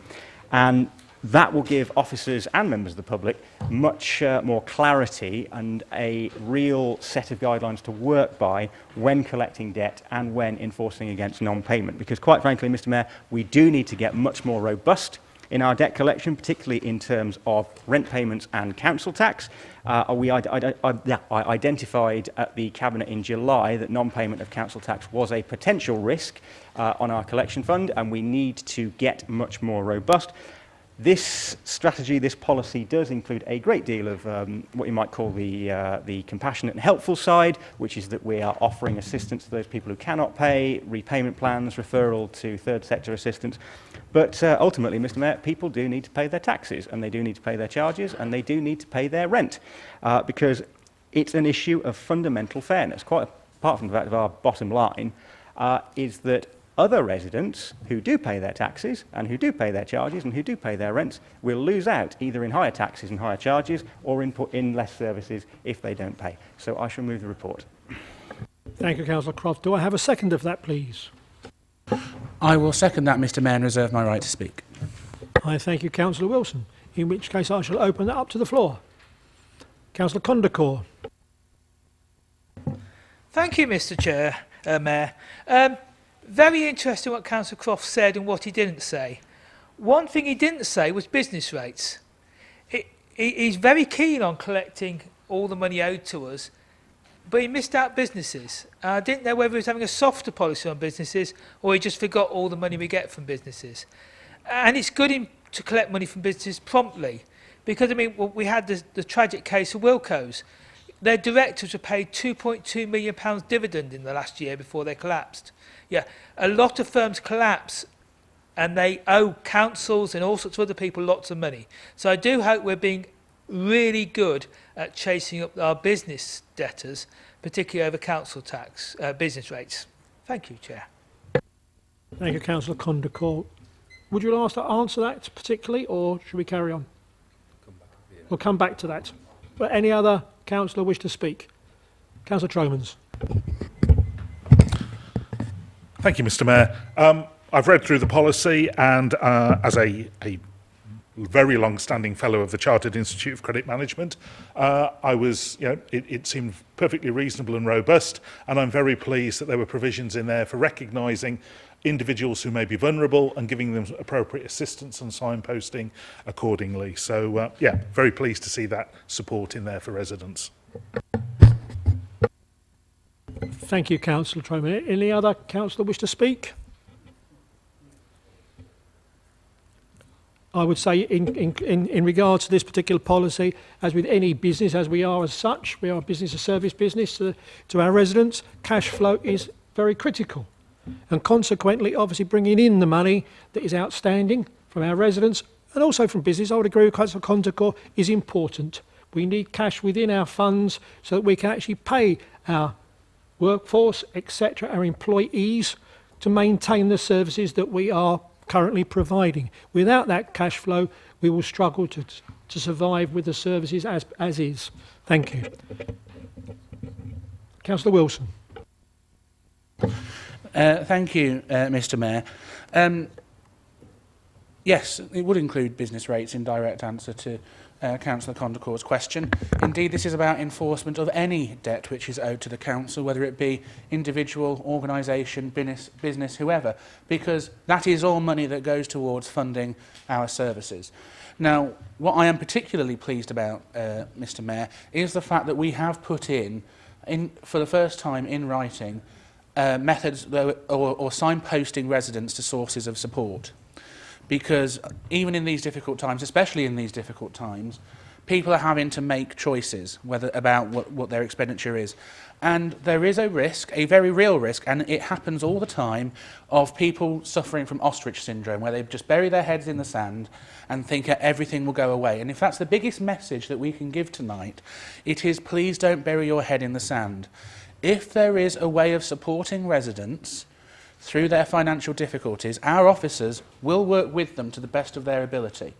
So if that means restructuring their payments, coming up with payment plans, helping them with their budgeting, or signposting them to other people like Step Change or the CAB or any of those other organisations, or trying to signpost them towards the cheaper tariffs which a lot of our utilities now provide for those who are in greatest hardship, those are all things that we have now codified in this policy, which residents can now expect of us to do and also know about as well, which is especially important. Because there is a bit of a carrot and stick approach with this. The carrot is we want to help you, and we will help you as far as we can, but the stick ultimately has to be that we will enforce if you do not engage with us. So it's in your best interest to do so, because as Councillor Croft rightly highlighted, this organisation does not get funded out of thin air. For every penny we spend, we have to generate that penny, whether it be through council tax, business rates, service charges for whatever they may come to us, which isn't a statutory service. Every single penny has to go towards that. And so it is about trying to get people to prioritise where they spend their money. It's a harsh reality, but it's true, because those people will be the first to complain when the bins don't get emptied, because we all rely on the bins. They will be the first to complain if they go to the park and something isn't maintained and little Johnny falls over and cuts his arm. They'll be the first to complain if they trip over something in the town centre. These are all things which we rely on as residents of this borough and are funded from the money that people pay over. So it is in everyone's interest to try and work with us on that front. So this is a very overdue policy, both in terms of creating the policy about the enforcement, but also in terms of refreshing the debt policy. Because we are at the stage now, Mr. Mayor, where we are looking at every single item of expenditure, and that means we have to look at clawing back everything we are legally entitled to. We all have an obligation, whether we like it or not. But indeed, we've had people in the gallery who have quite robustly refused to follow their obligations, and in due course, I hope they will be enforced appropriately, because you cannot have your cake and eat it. Nothing in this life is free, Mr. Mayor, And if you want us to provide something, you have to contribute towards it too. But we will help those who are most in need wherever we can. So I think this is a good piece of work that the officers have brought forward, and I hope that Council will endorse it because it is the right thing to do, Mr Mayor. Thank you, Councillor Wilson. Councillor Croft. Nothing to add. In which case, I'd take that to a vote. All those in favour?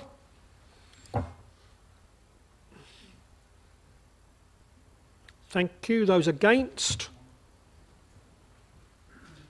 And abstentions? Thank you. That motion is carried. We move forward to 10G, which is the capital forecast Q1 2023 to 2024. I call upon Councillor Croft.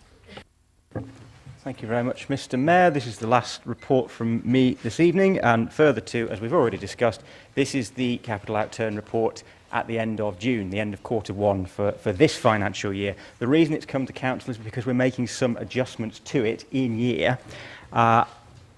We're projecting already that we're going to be very underspent. The reasons for that we've already touched upon. The Grayson Place has gone out to tender, so the second phase of the project is very unlikely to be delivered in this financial year. And of course, we're going through the process on the Bedworth Leisure Centre, so that will also most likely slip into next year. So that's the reason for the very large variance that's projected on this.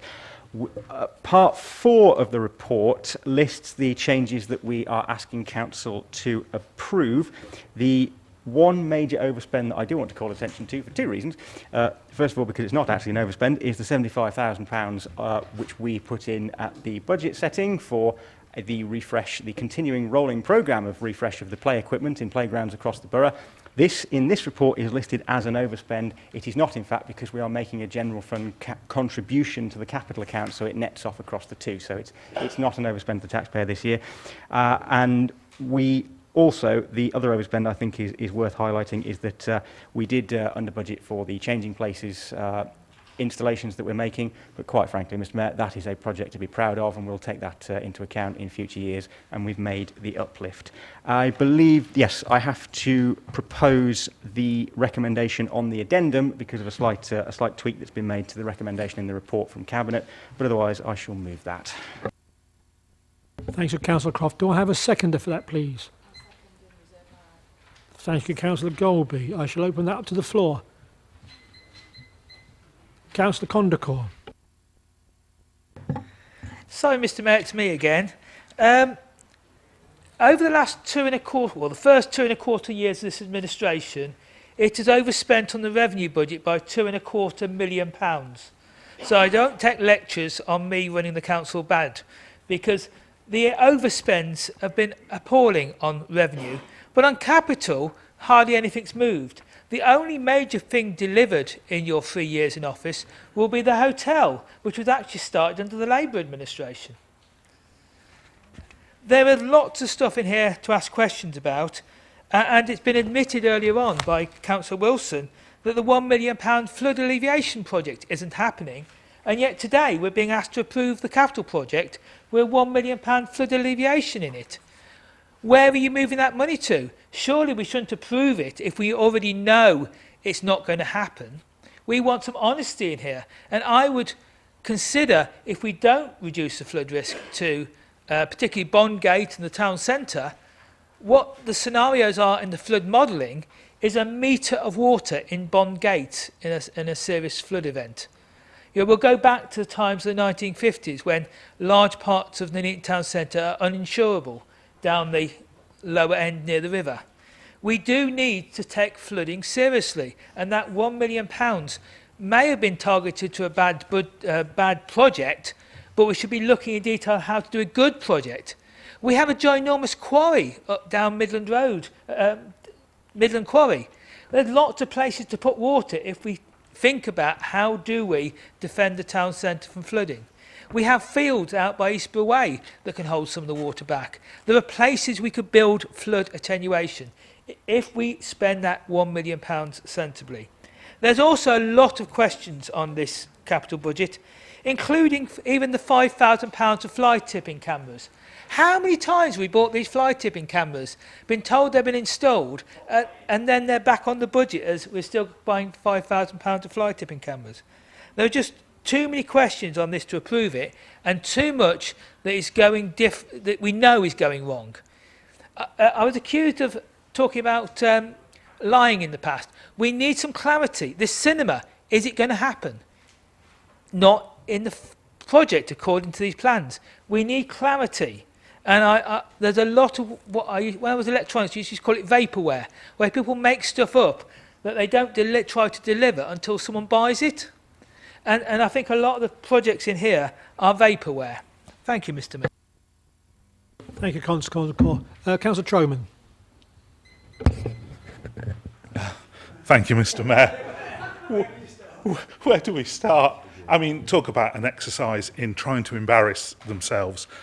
The stuff that has come out tonight, the fact we're going to store water up the hill, at the top of, it's just, and obviously the profound flooding that happens in the town centre almost weekly. Oh, wait, not in my lifetime. It did used to in the 50s, but not in my lifetime. And we've already heard tonight that the outmoded maps from the 70s and 80s have all been updated, and stuff that was insurable because of all the historic flooding from the 50s or whatever is now insurable because the risk has been properly assessed and because of a whole bunch of other works that have happened on the periphery over the years. But I've heard so many times, I assume, and, oh, this is wrong and that's wrong. It's all, the speaker at the end gave the game away. It's made up. Yeah, everything that we've heard is just nonsense and made up and rubbish. We're not going to be storing water uphill. It beggars belief. I hope, I'm glad you're recording this, Councillor. The Council is recording this. The public can see exactly what's going on. Your lips move and no facts come out of them. Thank you, Councillor Troman. Councillor Wilson. Thank you, Mr. Mayor. Councillor Condacor calls for honesty. I quite frankly don't think he'd know if it slapped him in the face. This £1 million, he spent it in that speech 5 times over. He wants this, he wants that, he wants the other. What are we actually going to deliver for £1 million? A giant Lego set? Oh yeah, Windows. He wanted to spend £1 million on Windows at the last budget. The flood alleviation scheme has to be down as it is at the moment because we're going through the process of a project adjustment scheme with DLUC. If and when we get the Pathfinder project up and running, we won't have to do that because we can move the money around ourselves, as I said earlier, without up to 30% of the overall total, without having to go back to DLUC every time we want to move something. As I said before, it is interminably long in terms of getting that project adjustment through. That is why at the moment we have to record it in the capital budget where it is, and then once we've got that money authorised to be moved, we can move it to a project of greater need, which has a greater chance of success and delivery than, quite frankly, something which is a pipe dream in terms of delivering flood alleviation, which is going to cost £10 million plus, and a reservoir in Whittleford Park, which we can't deliver. We wouldn't be able to afford to keep going even if we did build it. Where are we going to funnel this water to? You can build a pipeline as long as you like, but where are you going to dump it? How are you going to maintain it, Mr. Mayor? He has none of the answers. He just has all these wacky ideas, these suggestions where you can move things, and he knows all of them are undeliverable. That is the reality of the speech we just heard from Councillor Condacor. Because he knows. He just said, we have £1 million. I told him that we would be looking at £10 million plus for a reservoir. I'm not a university graduate, Mr. Mayor. I've done well enough for myself in life. Even I'm intelligent enough to know that trying to pay for a £10 million project with only £1 million ain't going to happen. So what we have with the capital forecast is reasonable assumptions about where we'll be spending money at this specific point in time. Now, we have all these professions from Councillor Condacor at every meeting about where we should spend money, this and the other, where we should borrow money, when we should borrow money, all of which which, if we'd have followed his advice, would have led to a 114 notice. We would have been bankrupt under a Green Council because we'd have borrowed the money and not been able to repay it and not even have a project at the end of it. So this capital forecast will have to be adjusted as we move forward, just as it happens in every other year, that we have to adjust things as we go along. But what I'm proud of, Mr Mayor, is that we are a Conservative administration that is responsible and looks at the facts as they are and what we can do with the money we have available. Now, we had a load of assertions, but I know who I'm going to trust more, Mr Mayor. Someone who is a Section 151 officer, who has a background in all these things, who has the qualifications, and who has the ability to make informed decisions and make informed recommendations to us as Cabinet, or someone who proposes bankrupting the council. I know where I'm going to put my money and where I'm going to vote to put this council's money, with the recommendations and the 151 officer, Mr Mayor. Go ahead. Thank you, Mr Mayor. I wasn't suggesting a vast scheme. What I was suggesting was we use low-cost schemes to hold the water back. And we have, for example, at Midland Quarry, a massive hole right next to a canal. There is a very cheaper and far more effective way of storing water is to actually store it in some of the large quarries we have and then letting it out in the summer. Thank you. Thank you, Councillor Condacor. Councillor Downs, you wish to speak? Thank you, Mr Mayor. I'm so pleased for Councillor Condacor tonight because he just reminded me of the comedian Only Me, you know, Harry, what was his name? Harry Enfield. That's it, Mr Mayor. But again, he's just like his character. Don't want to do it like that, you want to do it like that. Yeah, which is wrong. I'm sorry, but the land that Councillor Condacor's referring to, I don't believe that the council even own it. Okay, that's for first off. Second of all, this is a councillor that, what, less than a year ago? Oh, let's throw 2 million quid at the Civic Hall. Wrong. Let's throw £1 million at new windows for this place. Wrong. So far, according to his maths, we're already 3 million in the debt. Yeah? Where are we going to get the other how many millions from? What I've seen in this report, Mr Mayor, is everything that a true Conservative, honest-to-God administration would put forward. We know what we're doing. The Section 151 officer knows what she's doing. Cabinet Member for Finance, Councillor Croft, knows what he's doing. Honestly, I've got full confidence in this team, in the team that Councillor Wilson has put together, okay, and I will heartily back this motion. Thank you, Mr Mayor. Thank you, Councillor Downs. Councillor Hammersley. Thank you, Mayor. Income and expenditure, cash flow forecasts, they're a basic principle we all know. Without this, you cannot plan for any future spending. And this is what our portfolio leader has done. Due diligence and his fiduciary duty, I will support this in full. Thank you, Mr Mayor. Thank you, Councillor. Councillor Markham. Thank you, Mr Mayor. I just want to make comment about the cameras and the money for the cameras. I think I'm a bit fed up of actually answering this question because I'm sure I answered this at the last full council. That we have bought the cameras, the £5,000. It isn't underspend. It's there for maintenance and to renew the cameras if and when. We know we've had them stolen in the past, whatever. But that's what it's there for. It's not an underspend. And I did answer that at the last council. Thank you. Thank you, Councillor Markham. Any other councillor wish to speak? Oh, sorry, Councillor Brown. Apologies. Thank you, Mr Mayor. Nice to be recognised.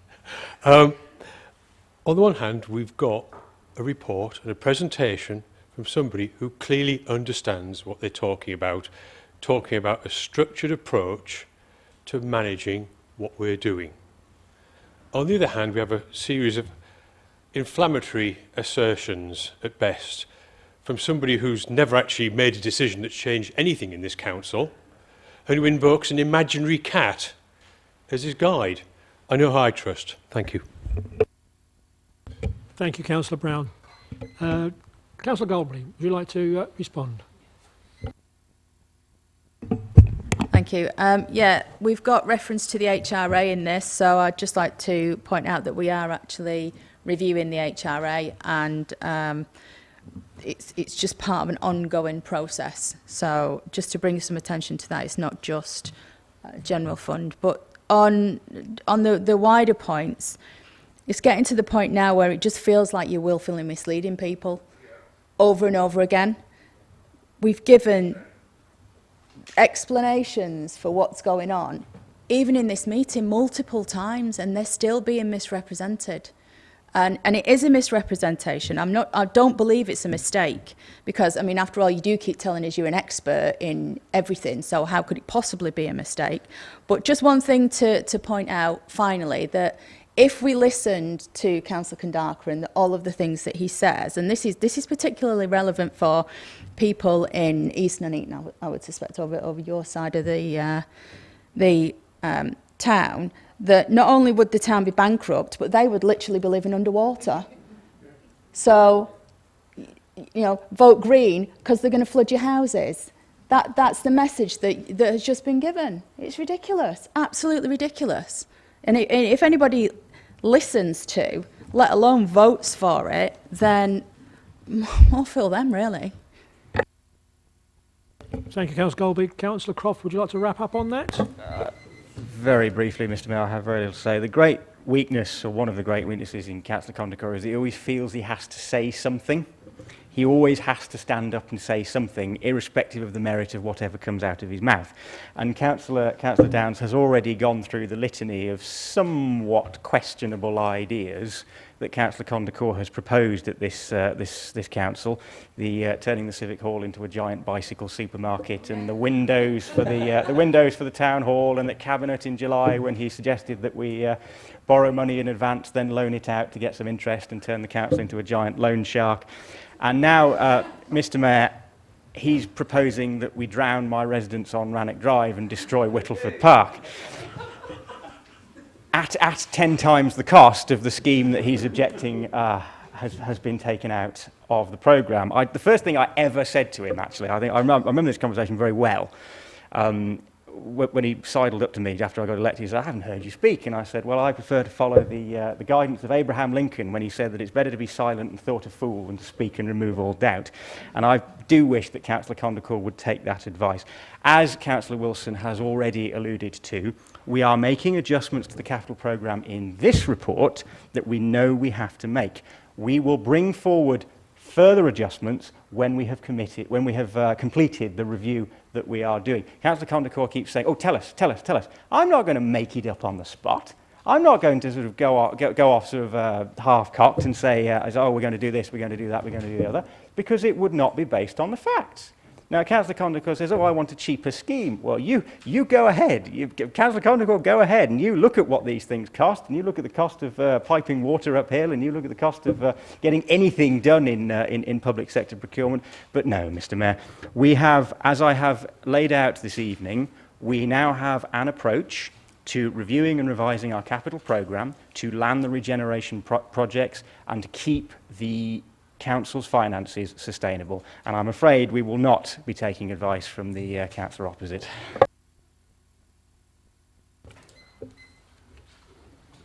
Go ahead.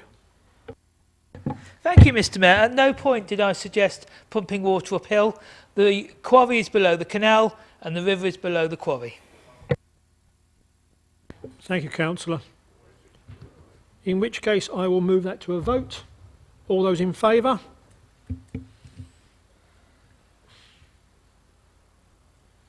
Thank you. All those against? Indeed. That is done. That is carried. Thank you. Move forward to item 11, which is an additional item, which is the Borough Plan Review, Regulation 19 under the Gypsy and Travellers Site Allocation Main Modification Consultation. The addition item of 11 and 12 were published on the addendum 1, dated on the 8th of September 23. I pass that over to Councillor Smith. Thank you, Mr Mayor. This report is to update Council on the process of the Borough Plan Review Publication Development Plan document, as a mouthful, the DPD I'll call it. and its progress to the final Regulation 19 consultation stage. And alongside that, the Gypsy and Traveller Site Allocations DPD, which following examination by the Planning Inspectorate requires a consultation on the main modifications from the Inspector that are required to make the DPD sound and legally compliant before the Council can adopt it. It's worth noting these main modifications do not change the Gypsy and Traveller accommodation need or the proposed site allocations that will meet that need over the next 15 years. And importantly, for the first time ever, this will give the Council a position of no unmet need for Gypsy and Traveller sites, protecting our greenbelt from unauthorised sites for the next 15 years. That's something that's already proved its worth by helping us win a recent planning appeal against an unauthorised site in my ward of Bulkington. This item was approved by Cabinet on 26th of July and is currently out for consultation, which runs from September the 4th for 6 weeks. This Regulation 19 publication stage is now the final phase of the review before it's submitted for examination by the Inspectorate. And from this stage onwards, it can't be changed, unless required to do so by the Inspector. Following the consultation, the responses will need to be reviewed and the Borough Plan Review publication document can then go before Cabinet and full Council for approval for the Regulation 20 stage, which is the submission to the Planning Inspectorate for examination. Responses to the Gypsy and Traveller site allocations document will be sent to the Planning Inspector, and if they're considered sound, the document can come back to Cabinet and full Council for final adoption. The recommendation is for Council to note and adopt the current schedule for the Regulation 19 stage for both the Borough Plan Review documents and the Gypsy and Traveller site allocations DPD documents currently undergoing consultation. I move the motion as printed. Thank you, Councillor Smith. Do I have a seconder for that, please? Councillor Wilson. Yes, thank you, Mr. Mayor. I will second that and reserve my right to speak. Thank you, Councillor Wilson. Open up to the floor. Any councillors wish to speak? Councillor Tromans. Thank you, Mr. Mayor. I would just like to commend the portfolio holder for making the progress that he has. The Gypsy and Traveller site and provision has been something that's been debated hotly in various committees and in the full council for a number of years, and finally it's now been resolved, and so I think that's a great piece of work, and the fact that it's helped us provide proper evidence to show that a fair and proper assessment's been done, and that's already helped a planning appeal, is evidence to the good work that's been done. So I fully support this. Thank you, Mr. Mayor. Thank you, Councillor. Any other speaker? Councillor Lubbs. Thank you, Mr. Mayor. Again, I'd like to congratulate Councillor Smith and the members of his team on this piece of work. I'm also a Bulkington councillor. I know the issues that traveller encampments have caused and the sites, and I know this will be much welcomed as a piece of good news, really, certainly by the members of Bulkington. I would like to, however, see perhaps a bit more consultation with our partners over the border in Rugby, because obviously they're planning to put a lot of the traveller sites that they're planning to build on the border with Bulkington.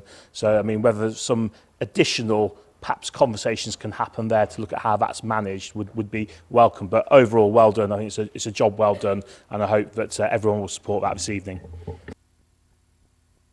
Thank you, Councillor. Councillor Condacor. Thank you, Mr. Mayor. I wasn't going to speak, but I just wanted to agree with Lubbs on that last point, because as you go down that area, I cycle through it a lot. There is a lot of issues around that area which are actually in Rugby. I don't think people realise how close Rugby comes into the east of Nuneaton and Bulkington. Thank you, Councillor. Any other councillor wish to speak? In which case, Councillor Wilson, would you like to respond? Thank you very much, Mr. Mayor. The Gypsy and Travel Allocations document, I can't tell you how happy I am that we are managing to get this through. As someone who has sat on the planning committee for more years than he cares to remember now, the frustration that you feel as a planning councillor, despite all your local knowledge and your gut instincts about what will happen with unauthorised traveller encampments being tolerated and the effect that has on the local communities that are most directly affected, it really does frustrate you as a planning councillor, Mr Mayor, because you feel that the weight of evidence and everything is stacked against you.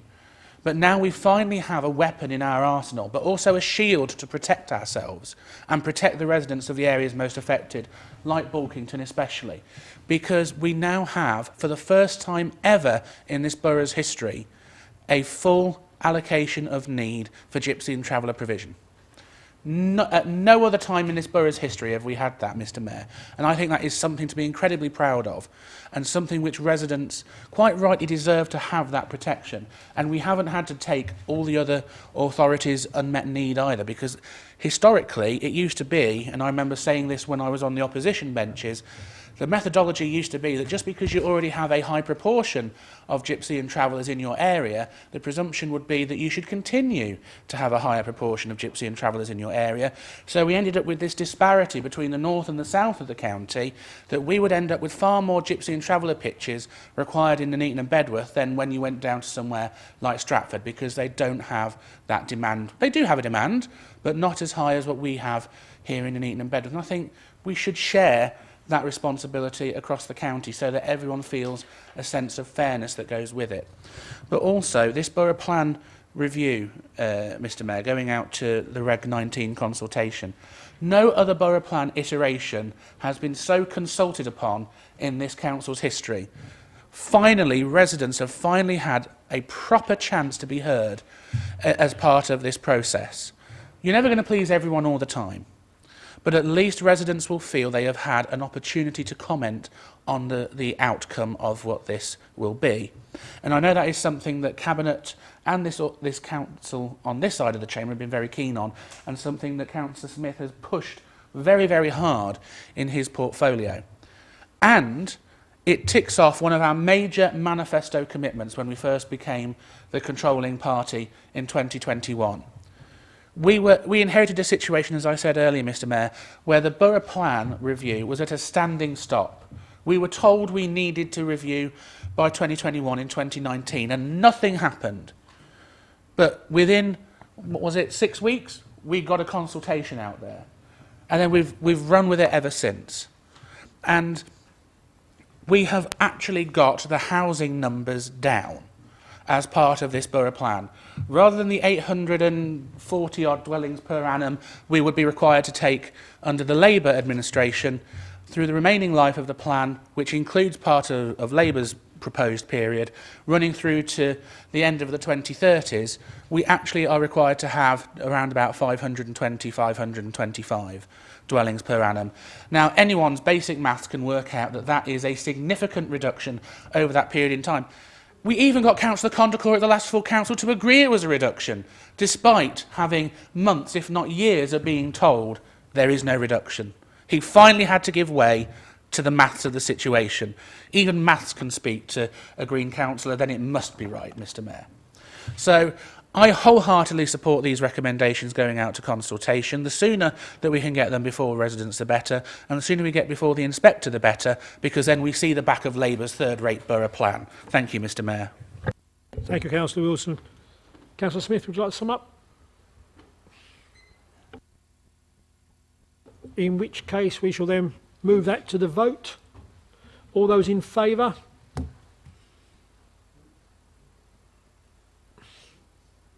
That looks like unanimous to me. I thank you. We move forward to item 12, which Article 4, directions of Abbey and Bulkington conservation areas. I pass this on to Councillor Smith. Thank you, Mr Mayor. Last item of the night, I believe.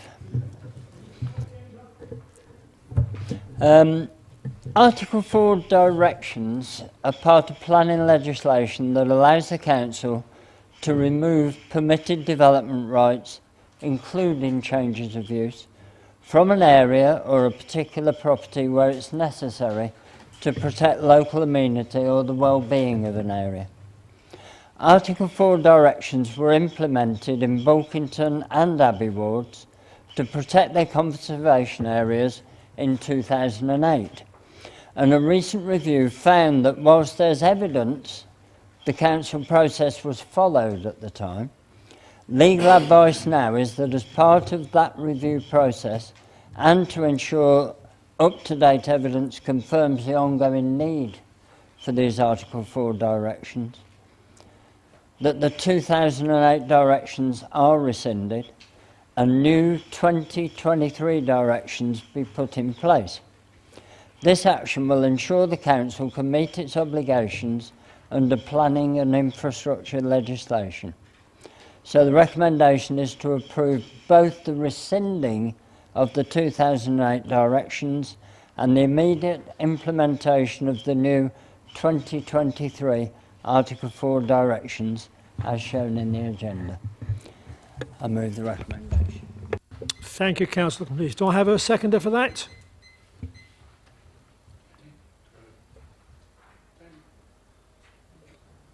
I'll second that and reserve my right to speak, Mr. Mayor. Open that up for debate. Any councillor wish to raise a point? Councillor Shepherd, please. Thank you, Mr. Mayor. Excuse me for not standing. I'm happy that the directions are being done, and we're not now going for the 6 weeks in between, because that was a concern. Because I know how quick a developer can put something up somewhere. I presume, it says Abbey, I presume this also includes the little conservation area we've got around King Edward Road, although it's not mentioned in this document. So if you could just clarify that for me, that would be good. Thank you. Thank you, Councillor Shepherd. Would you clarify on that one? Thank you, Councillor Smith. Yeah, I can't clarify on the hoof, but I will take that away and I'll come back to you tomorrow. Thank you, Councillor Smith. Any other councillor wish to raise any point? No, in which case I'll return back to Councillor Wilson. No. Councillor Smith, would you like to sum up? No. In which case I'll take that forward to a vote. All those in favour? I thank you. That looks like unanimous to me. Okay, thank you very much. Oh, sorry, Councillor Condacor. Thank you, Mr. Mayor. We had a question asked by Mr. Margrave earlier about the concrete. I think that is an urgent issue, so could I ask that the management circulate the answer before we have to wait till the next full council? Thank you. The response will be out as soon as possible, yes, with the minutes. Thank you. In which case, as we have no other additional items on the agenda, I thank you everybody for your attendance and your contributions this evening. Safe journey home, everybody.